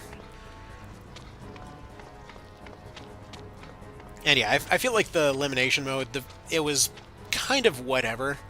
Like, any kind of boss fights or whatever else were sort of nothing in the in the first game, and then when the second game came around, they're like, you get all these cool kind of running around corners and shooting mechanics and what have you.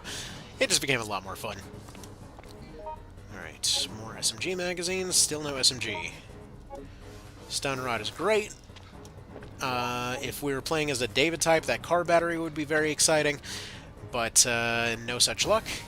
Yeah, one of those cool tricks, I don't know, I get a weird amount of entertainment out of this, but if you take some of his electronic components, you combine it together with a car battery, and then combine it with a lighter, it makes a time bomb, which is just kind of weirdly entertaining.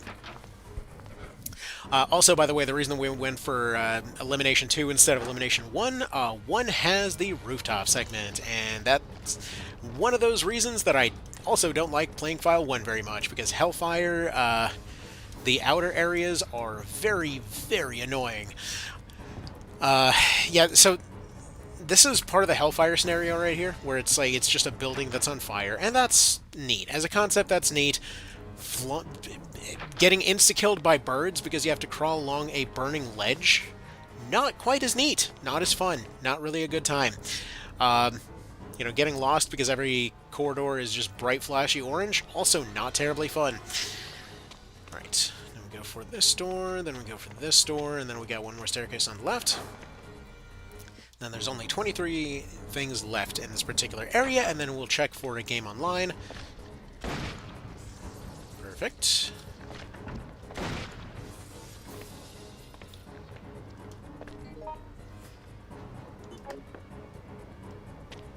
I'm not even sure where the SMG is on this particular area. Just trying to listen for sound cues at the moment.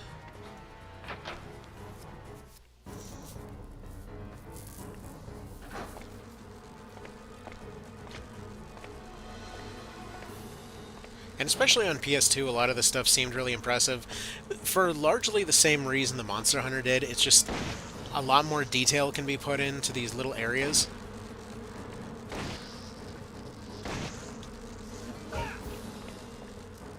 Right. Yeah, a lot more detail can be put into these little areas here.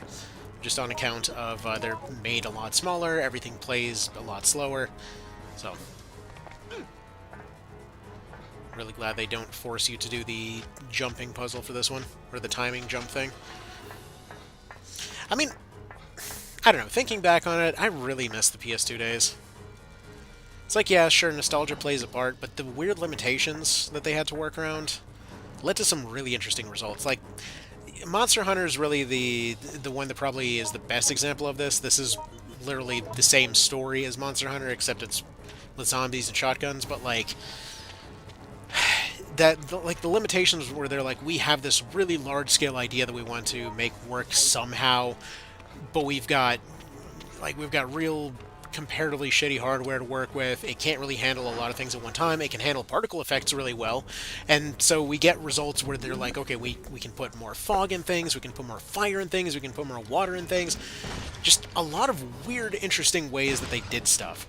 Like, I can't help but wonder how much of Final Fantasy X, for example, was designed with so much water in mind because of that weirdly specific particle effect thing. Huh. That's it. These freaking bugs are the worst.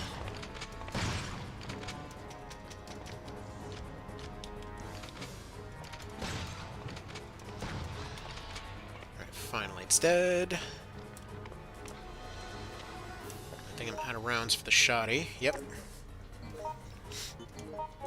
There, whip out ye magnum.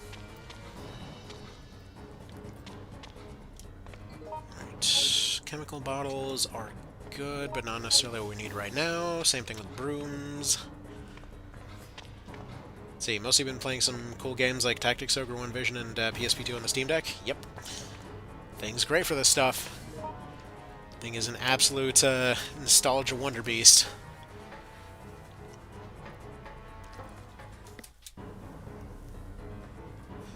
think that's one of the reasons that I keep wanting to complain about not getting that that Steam code about Outer Worlds 2. This is like, I am never going to buy the premium version of this for anything.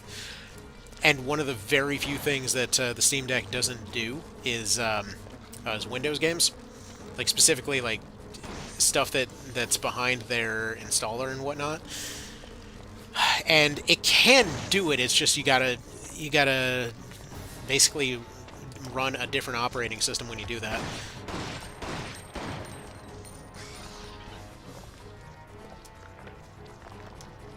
Big ass bees, exactly. Kill it with fire. Beautiful.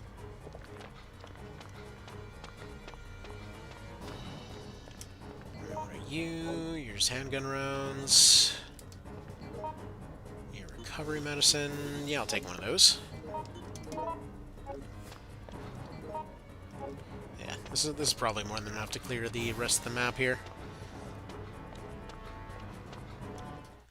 The only downside of these elimination scenarios is that you're going to have those situations where you forgot like one or two enemies somewhere. And at that point, just good luck. They're somewhere. You're not going to figure out how to get back there.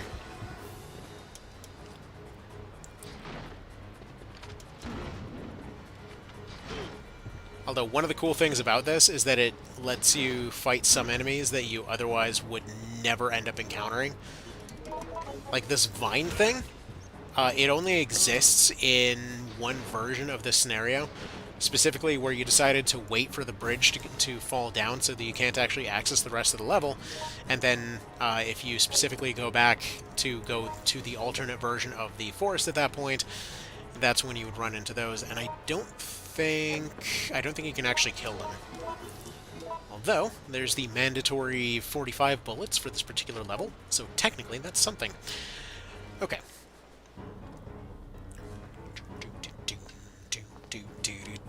And we're right back here again. I don't feel like finding the rest of them. Okay, we're just going to go ahead and go back to see if there's any people actually online at this point. Because it would be really neat if there were, so that we can actually show that part off. They died, you said. No, we left.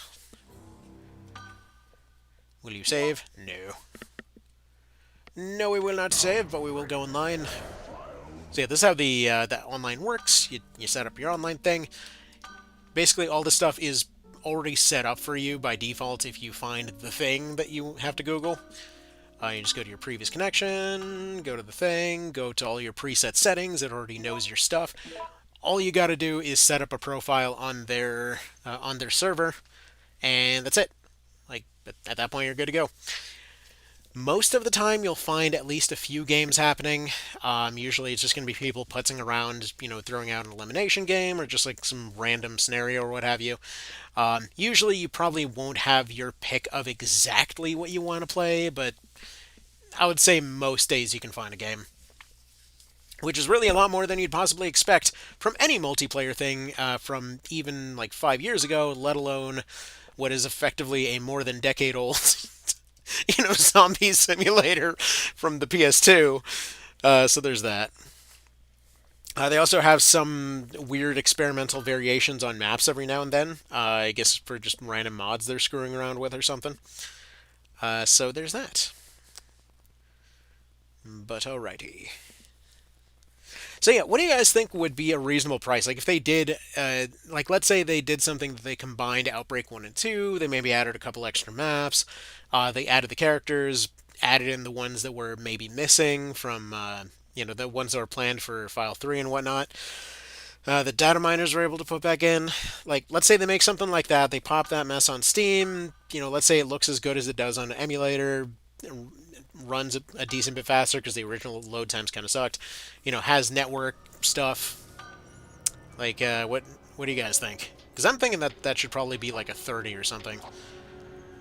Alright, we got the free area, we got survival, we got item hunting and testing. Yeah, for somebody that wants to find all their items legit instead of using the completed save file, because they do give you options for both.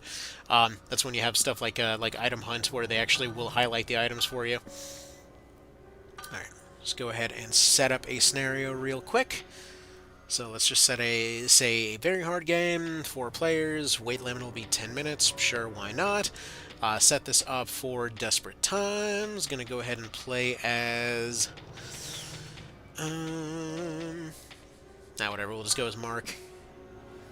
All right, we'll see if anyone shows up. I kind of doubt they will, but yeah. Think they'd push $39.99? I mean, maybe. Actually, I'm curious. Let me go look up on Steam like how much these things are earning, because they've generally been pretty decent on staying on the lower end for a lot of these. At least for anything that isn't like the newest, biggest release. Because a lot of them tend to drop down to nothing. So, like, let's say right now, first Resident Evil is... Okay, it's normally listed at 40, but it's basically permanently on sale for like 10 bucks. I know I've gotten it on 5 bucks on basically every platform. Yeah, 4 is 40, 3 is 60. That is hilarious. You just keep telling yourself that. Yeah, I can see why you're saying 40 here. Let's see, where do they price the... Yeah, Requiem is 70 bucks. God, that is appalling. I hate the games are 70 bucks now. I know they cost millions of dollars to make, but it feels disgusting. Let's see. Do they even have any of the old multiplayer stuff listed anymore?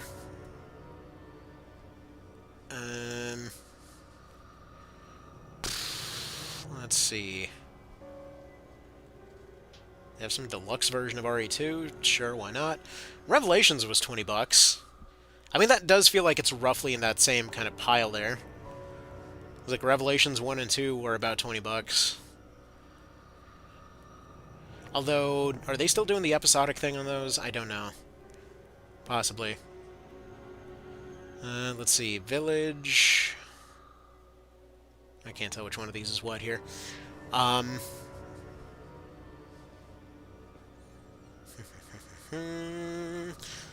Okay, is there an option to just turn off DLCs? Let's see. Thing is, if it's physical, that makes a lot of sense. Digital, they have no reason to match or exceed physical price. Yeah, I agree. I mean, it would be really nice if that just wasn't a thing. I mean, as far as the whole physical versus digital debate, I want to share a personal story on that one, though.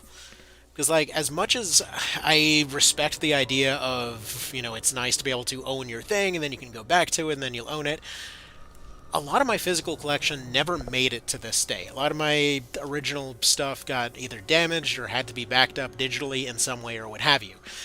Meanwhile, for example, over on Steam, right? Let's say something like Bad Company 2. I originally played the hell out of that game back in the PS3. It's gone now. The disc stopped working, the PS3 died, all the data related to that, everything related to it gone. My original PS3 version of New Vegas, long gone along with that console. All that stuff is just completely gone. Meanwhile, I still have my original save of New Vegas from that same year of, just like some random file that I was playing over on the Steam version, and it's just been there forever. When it comes to, let's say, Tactics Ogre, sure, the cartridge for Night of Lotus lasted this long, but the original, like, let's say, digital version that I got for Let Us Cling Together, the original PSP version and whatnot, I've re-downloaded that on every device I've tested on that thing. My copy of Armored Core 3 Portable, I've re-downloaded on every test device additionally. Like, every time that I fix up a new PSP or Vita, I always test it with those two games. Like, when it comes to digital backups and whatnot, I love the idea of having something physical, sure, but for some reason, like, for me personally, it's always almost been the total opposite, where it's just like, I know that I can pull it back from the ether at any point. It's just kind of out there. It's like, at any point, one of the kiddos may suddenly decide to go use a disc as a coaster, and then that thing's fucked. Meanwhile, I just go and re-download something off Steam, and the only thing that's ending that is a catastrophic scenario in which, honestly, games will probably no longer be an issue. So, again, to my mind, it's kind of always been sort of the opposite in that particular collecting thing, but yeah. Let's see. It's like, if you're allowed to back stuff up, like Steam currently lets you keep your game even if you get banned from their store. Yeah, like, for those kinds of situations, absolutely. When it comes to Nintendo, that is a totally different story, because they are awful at backing their stuff up. Sony mostly is decent at it. Funnily enough, recently I was gifted a PS3 to go and, see if I can recover any of my old stuff with. My God, their old store from the PSN days of the PS3 there is god awful. Like nothing from my old digital library for the PS3 works. Like I had interestingly enough, I had the PS3 version of the Resident Evil remake. Doesn't work because apparently buying it for PS4 overwrites it for the PS3 version. I guess they just assumed you'd never go back. Most of the Battlefield games just don't exist on that version of PSN anymore. The only way to access a lot of the old PSN library is literally to go hack your PS3. So that's kind of nifty. And yeah, actually, as far as Nintendo goes, same thing. Got a Wii recently. I was really excited to go see about, uh, you know, finding what was on my old GameCube memory card and whatnot. Because yeah, even logging on to the old Nintendo store, you cannot re-download stuff on that thing anymore.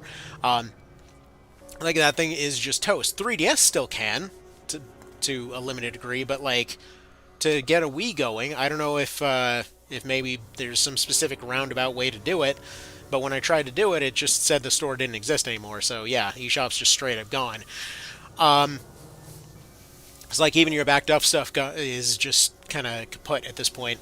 So really modding one of those things is kind of the only way to do it, which I guess kind of works out because again I wanted to back up my GameCube stuff anyway, and I've had this old memory card sitting around since God I don't even know like over a decade. So I'm hoping that thing still works. But yeah, no. The Wii eShop was amazing, and it's funny because I always used to hear all these different stories, and it was always stuff that I didn't care about at the time. Like what you're saying about the old Sega games. I used to. Ooh, wait, hold on. We actually can start a game. Holy crap! I didn't even notice that this was full. Oh, we actually might get a full scenario going. How about that? But yeah, like I had the old Genesis collection, had the Sega collection, and the old Zelda collection and what have you. Like, dude, the GameCube was great on that kind of stuff. So I didn't have a reason to be interested in the Wii shop at the time. But man, it really did do a lot of stuff really right. Um, okay. Take a look at this. It's a map of this place. For the record, I am trying to skip this cutscene. Everybody has to skip the cutscene in order to actually skip the cutscene. There we go. So, like the whole Fantasy Star collection, which you could get on Steam, but it's no longer purchasable. Yeah, I mean, I have that. I did pick up that one. All right, let's go ahead and get this thing moved out of the way. Though Fantasy Star, yeah, you can get a lot of those on other stuff too. Not the online ones, to be fair. Though I personally was never really particularly partial to the online ones. See, 2026 GameCube is back in spirit as the Gabe Cube. Oh yeah, dude, that stuff is looking amazing. I really hope that they make like Gabe Cube skins for the thing and whatnot. I know it's basically inevitable, but man, yeah. Okay, we're gonna go this way. All right, so this is Outbreak in its online glory at this point. So there's 3 other people that are currently in the station. That guy's not one of them. That guy's an NPC. But yeah, there's 3 other people in the station, all looking for their various puzzle pieces. I did my part of the puzzle on this end, so we'll see how the others do. But dude, I want this back. I want this back on Steam. Like, even if it's just as it is, it's just, file 1 and 2 scenarios using the file 2 improvements. Just do that. Honestly, I would be just fine with that. If they want to pop that up there and, make it 30 or, vomit a little bit but then pay the $40, honestly, given how unique this game is, I know I'd probably still find a way to shell out for it. It's just that good. It's a very unique experience. Again, I'm not really a huge fan of the price hikes that can happen, but for something like this, it is what it is. Oh, hell. Nope, nope, nope. Get out of the room. Get out of the room. Yeah, welcome to the police station's weird gimmick. I would assume maybe they would have an option for turning off stage gimmicks, because, like, people really don't like that particular gimmick. See, we all found a way to celebrate the small victories, though this one would be a big victory. Yeah, like Outbreak is one of those special cases where it would be worth worth the price of admission just because of how unlikely it is to have happened in the first place, and we already know that it's planned to some degree. Anyway, I don't know what everybody else is up to on the stage right now, so I'm just going to go ahead and do the unicorn medal puzzle. So I'm assuming they're all off collecting their various bits and pieces, so I'm just going to go ahead and use this time to go this direction, go look through the interrogation room. Oh hell, this place is still gassed up. Okay, we're going to pop that to deal with the gas. This lady's probably still hanging out over here. Alright. So I'm just inching forward here. Yeah, this is one of those stages you want to keep some snacks in your pocket, just in case you can't deal with the gas in time.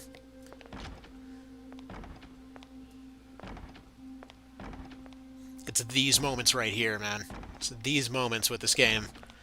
It's like you don't know what else is going on the level. You know that something's going to break through right there. You know you're going to have to deal with it in a moment if you don't deal with the zombie. You can't really go open the door. Something might be following you if you didn't... Oh, for... Nope, nope, nope, nope. Yeah, these zombies travel from room to room, if you're wondering why she was in this hallway all of a sudden.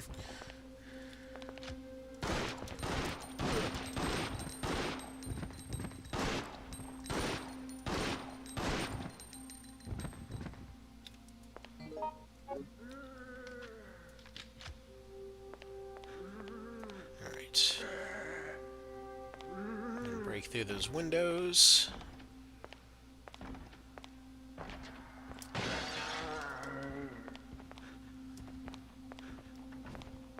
Alright, there's gonna be some fast stuff going down this hallway, more than likely.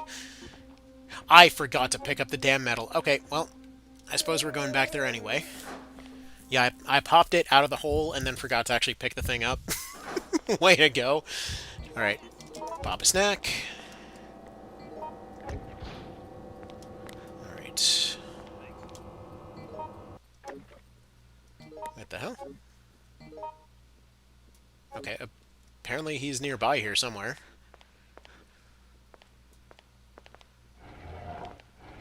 Alright. Figure since we've got a bit of a second, since it's probably going to be gassing up the area pretty soon, just going to see what's in here. Because I believe those are 45 auto rounds for whoever's playing Kevin. Or Magnum rounds. Okay, whatever. So we've got some Deagle rounds. And some handgun rounds, which we'll go ahead and combine into this magazine. Move out. Tell him to get out of here. Classic mistake, yeah. Didn't parry on time. Pop him in the mouth. There you go. Get out of here. Yeah, it's kind of cool how they redid some of the old defensive moves in this one. So instead of shaking them off completely like RE2, one of the things that you do... Oh, crap. Crap, crap, crap, crap, crap, crap, crap, crap, crap, crap, run.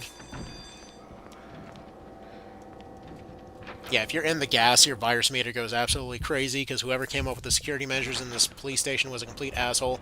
Unfortunately, this stuff is everywhere. Especially on very hard, it just goes from room to room to room, and if you don't have a pocket snack with you, you can't get rid of it. So, yeah, that's fun. Now, if you're on single player, it travels from room to room in a sensible manner instead of being completely random, and as a result, it's a lot easier to manage. And huh, interesting setup he's got there. Alright, I guess somebody else ended up taking the medal, huh. Whatever, he's just gonna come back with the Magnum, that's fine. In that case, I'm gonna drop these supplies outside. I'm gonna take my pocket snack with me in a moment. Because, yeah, the eventual goal of this scenario is to find all of the pieces to the circle puzzle over there. That is one of the 5 that we need. Handgun rounds, here, leave the Magnum rounds here. What kind of magazine is this? HP. Good. We'll just leave a box of bullets over there. Just if they do a full remake, proximity chat would be way too funny. Yeah, I hope they do some kind of proximity chat. That's one of those things that does definitely want to be fixed. Alright, we'll leave a HP magazine over here because I can't really make any use of that. Like, these magazines are pretty much exclusively useful to whoever's going and playing as Mark.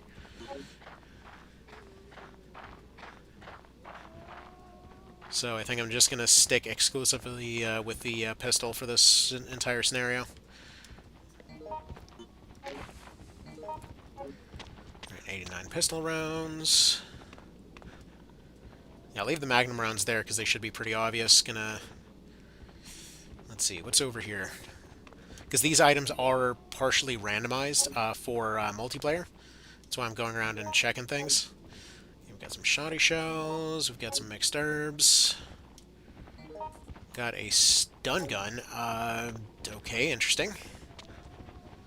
Oh.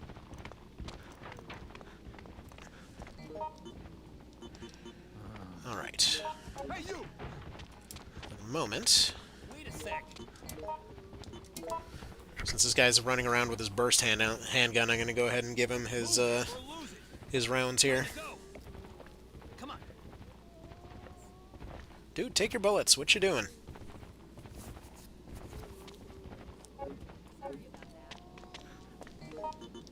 Thanks. Take bullet. That one crazy zombie in the background. Dude, what part of take your damn bullets do you not understand? You're the one with the automatic little submachine gun thing. You are gonna want these. Alright, whatever. Sorry. Thank you. Thanks, man. Alright,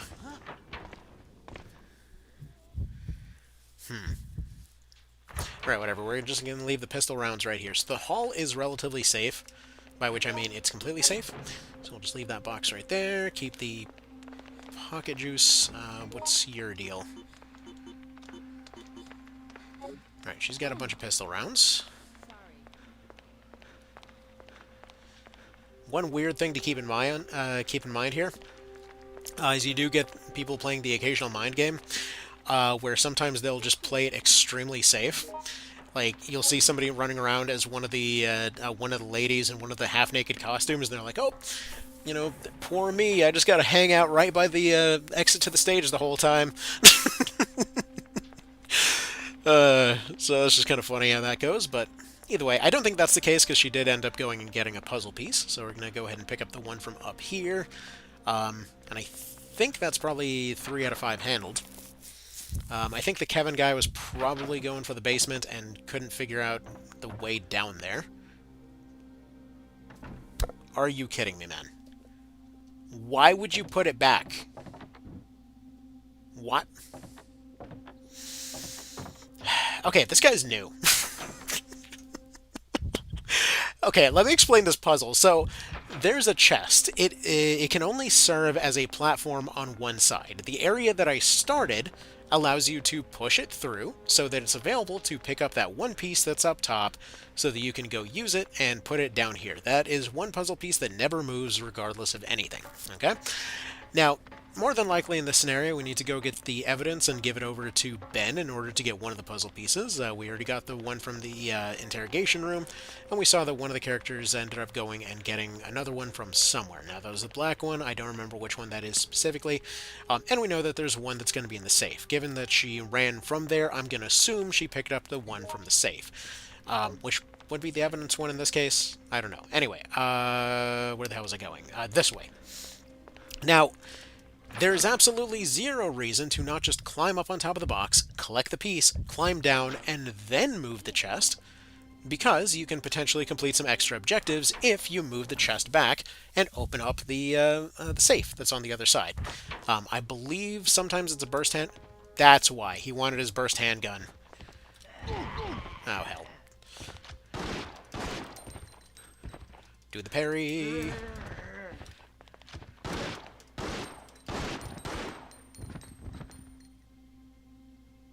Okay. Anyway, so yeah, he basically screwed up that puzzle for the purpose of getting that thing. Here we got the evidence over here. So what we're gonna do is gonna go back up to the roof, move the thing back.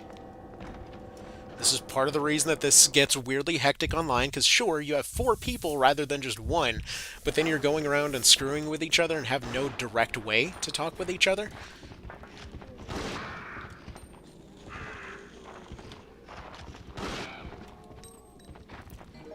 Alright, 7 rounds, that should be enough.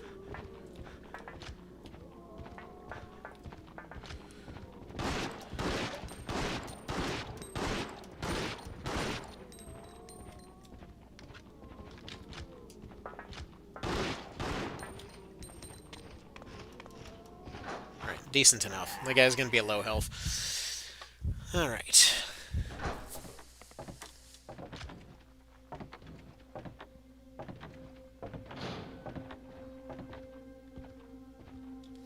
Alright, so we've got dudes bursting in from the other side. I'm gonna assume that our 4th guy isn't over there.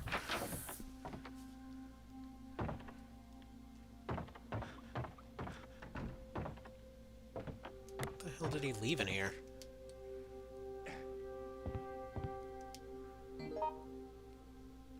What? What the hell are they doing? Why are they... Oh, I see. It's a repeat item. Okay.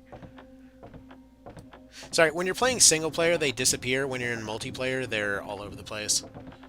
So, yeah, she already delivered the Onyx plate, so there's no need for another one. We'll probably take the bandage instead, then.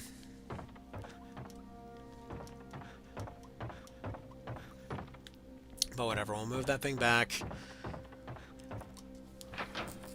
So that allows for getting... I think the ruby plate is the one that's up there. I don't think we need to interact with the rooftop area at all. Hopefully not.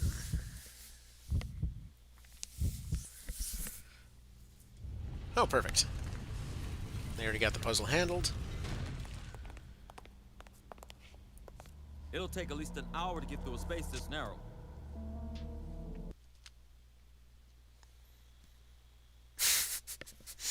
It'll take at least an hour. They get it done in like 5 seconds. In most situations here. Alright. Oh, crap. It's not where you want to be right now.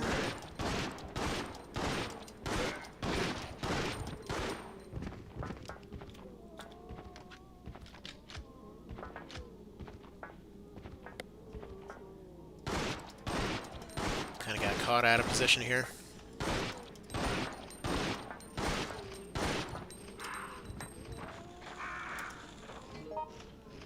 Alright, one recovery medicine. Go ahead and replace the evidence, since we apparently don't need it anymore, since that's already been handled. Probably just going to go back to the entrance. Right.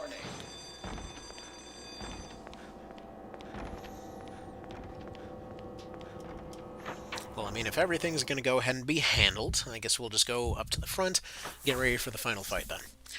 So reload my magazines, take my extra bullets, find a recovery item. I was making fun of that one guy, but I think I might be the newest one here, so that's always fun. Anywho, let's get back to these corner bullets.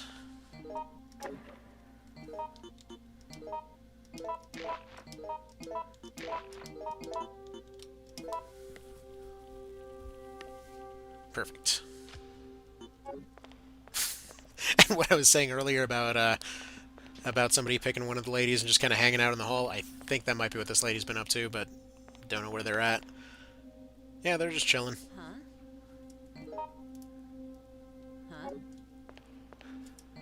Alright, what's your ammo situation? 10? Whatever, fine. There's more out there. Realistically, I can't make much use of these anyway, so... Take bullet. Are you stoned? Take bullets. Let me think. Okay. I don't have any idea. Man, y'all people are stubborn. You're running around with a not even completely loaded auto pistol, and you're like, oh, nope, I'm good. Okay. That'll be fine, I guess.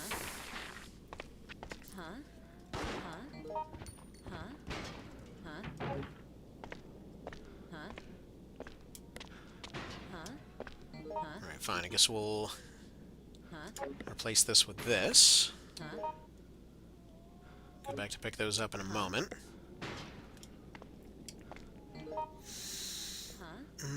Yeah, I don't have an HP handgun. So HPs are the Browning HPs that you see laying around here. Right, this handgun's probably full. I'd rather keep the Band-Aid. Oh, I should probably mention, the reason I'm keeping the handkerchief is it prevents the bleeding status. Just got a stick over here.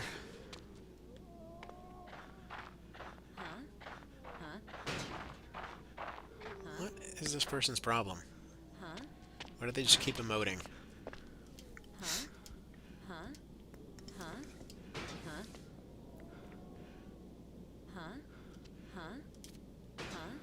Alright, I'm gonna wait for the others to get here. Because I think they got a plan. Sorry about that. Right, he left his 45 auto magazine. Some full heals. Why the stun gun, though? Help! What do you mean, help? Help yourself. I try to help you. Help me! Hey!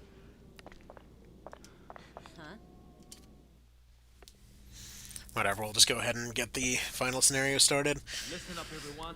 Because even with just the basic stuff everyone was carrying around, they probably will be just fine.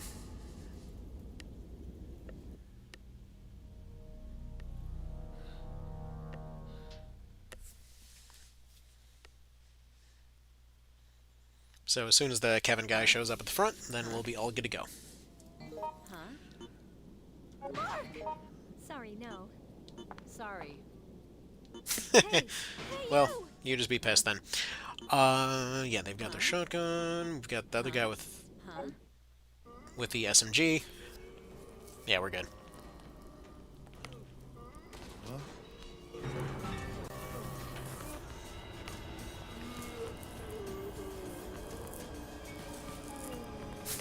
This scene is another one of those weird ones, because, like, hey, you're standing in front of the door, now they're in front of the door, now you're in front of the door again. They just wanted to have their shot. Alright. There we go.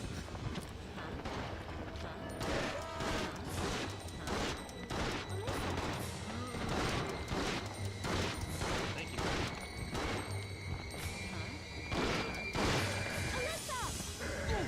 I'm sorry.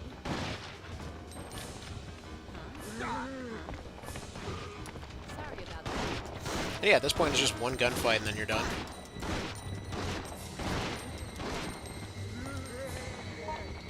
Are you alright? Over there. This way! Sorry about that. Sorry. Oh!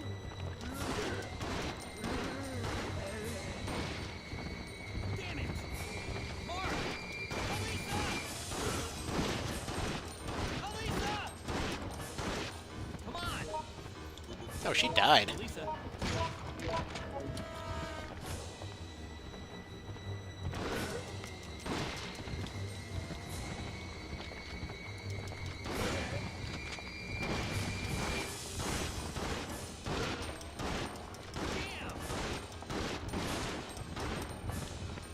Hey!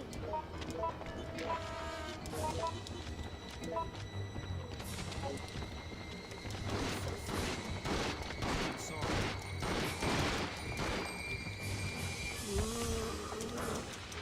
Come on. Sorry. The headshot.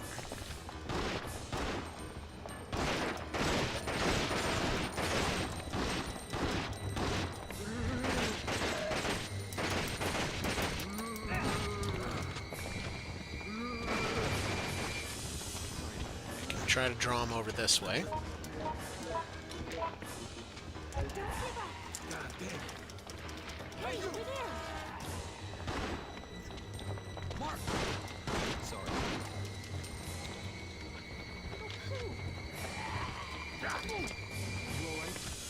there's a little bit of input lag, as you can probably tell here. I was trying to do the parry and still got grabbed anyway. But Time to go.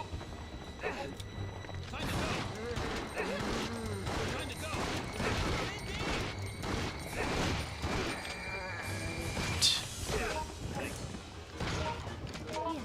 grab the first aid. Hey, over there.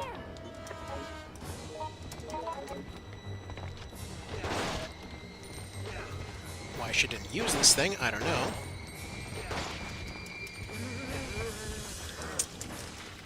And for that matter, why bother picking up the burst pistol and not pick up the reload for it?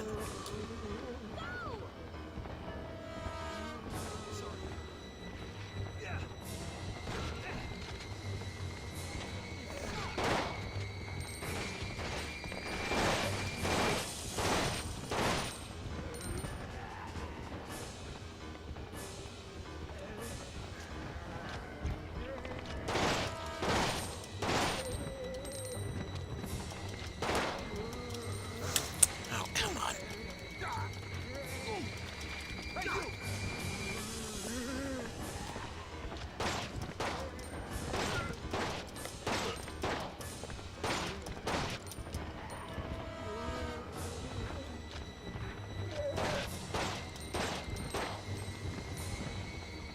Oh, crap. Yeah, no, that's it.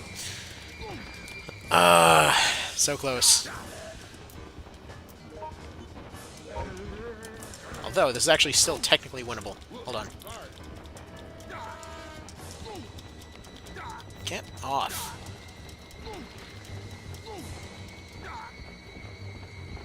And so we get downed, but...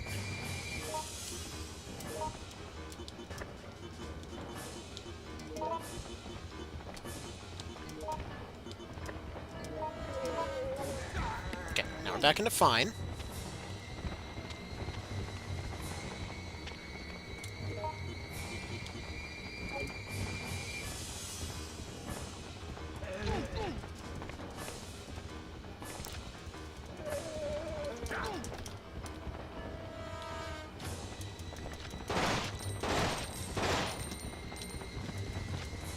Dodge, come on, man.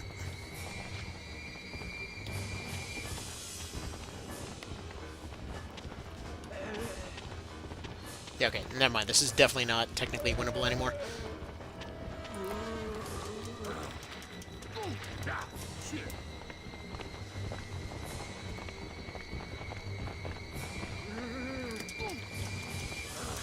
Well, that was fun while it lasted.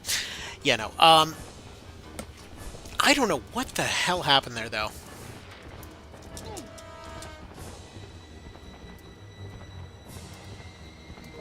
It's like, I guess they ran out. She still had 2. Whoever was doing Alyssa just kind of just died immediately. I'm not sure what happened there. I'm assuming that maybe they were completely AFK for that part of it. Oh yeah, I forgot, you can play as a zombie.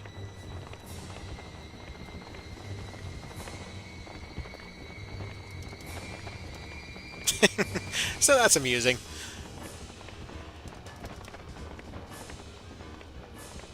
But why it didn't end yet, I don't know. Maybe it desynced, maybe that's what happened. Let's see, they, I think, died over in this corner. Like, they had all these heals here and everything. I'm not sure why they didn't just use those. And for that matter, I'm not really sure why it doesn't just end here. Oh well. Alright, so that'll be that. Anyway, that's all I really have time for here today, so that'll have to be that for right now. So, thank you guys for stopping by on this whole thing. I know we got a little bit off track, but hopefully, hopefully they do end up remaking this thing, because this is a really fun, unique thing, you know? So, here's hoping. Here's hoping that they do carry through with making that remake. Like, honestly, this old thing still holds up in my opinion, but, you know, everyone's opinions will be their own. So, y'all have yourselves a good one, and thank you for stopping by. I'll see you later. Bye.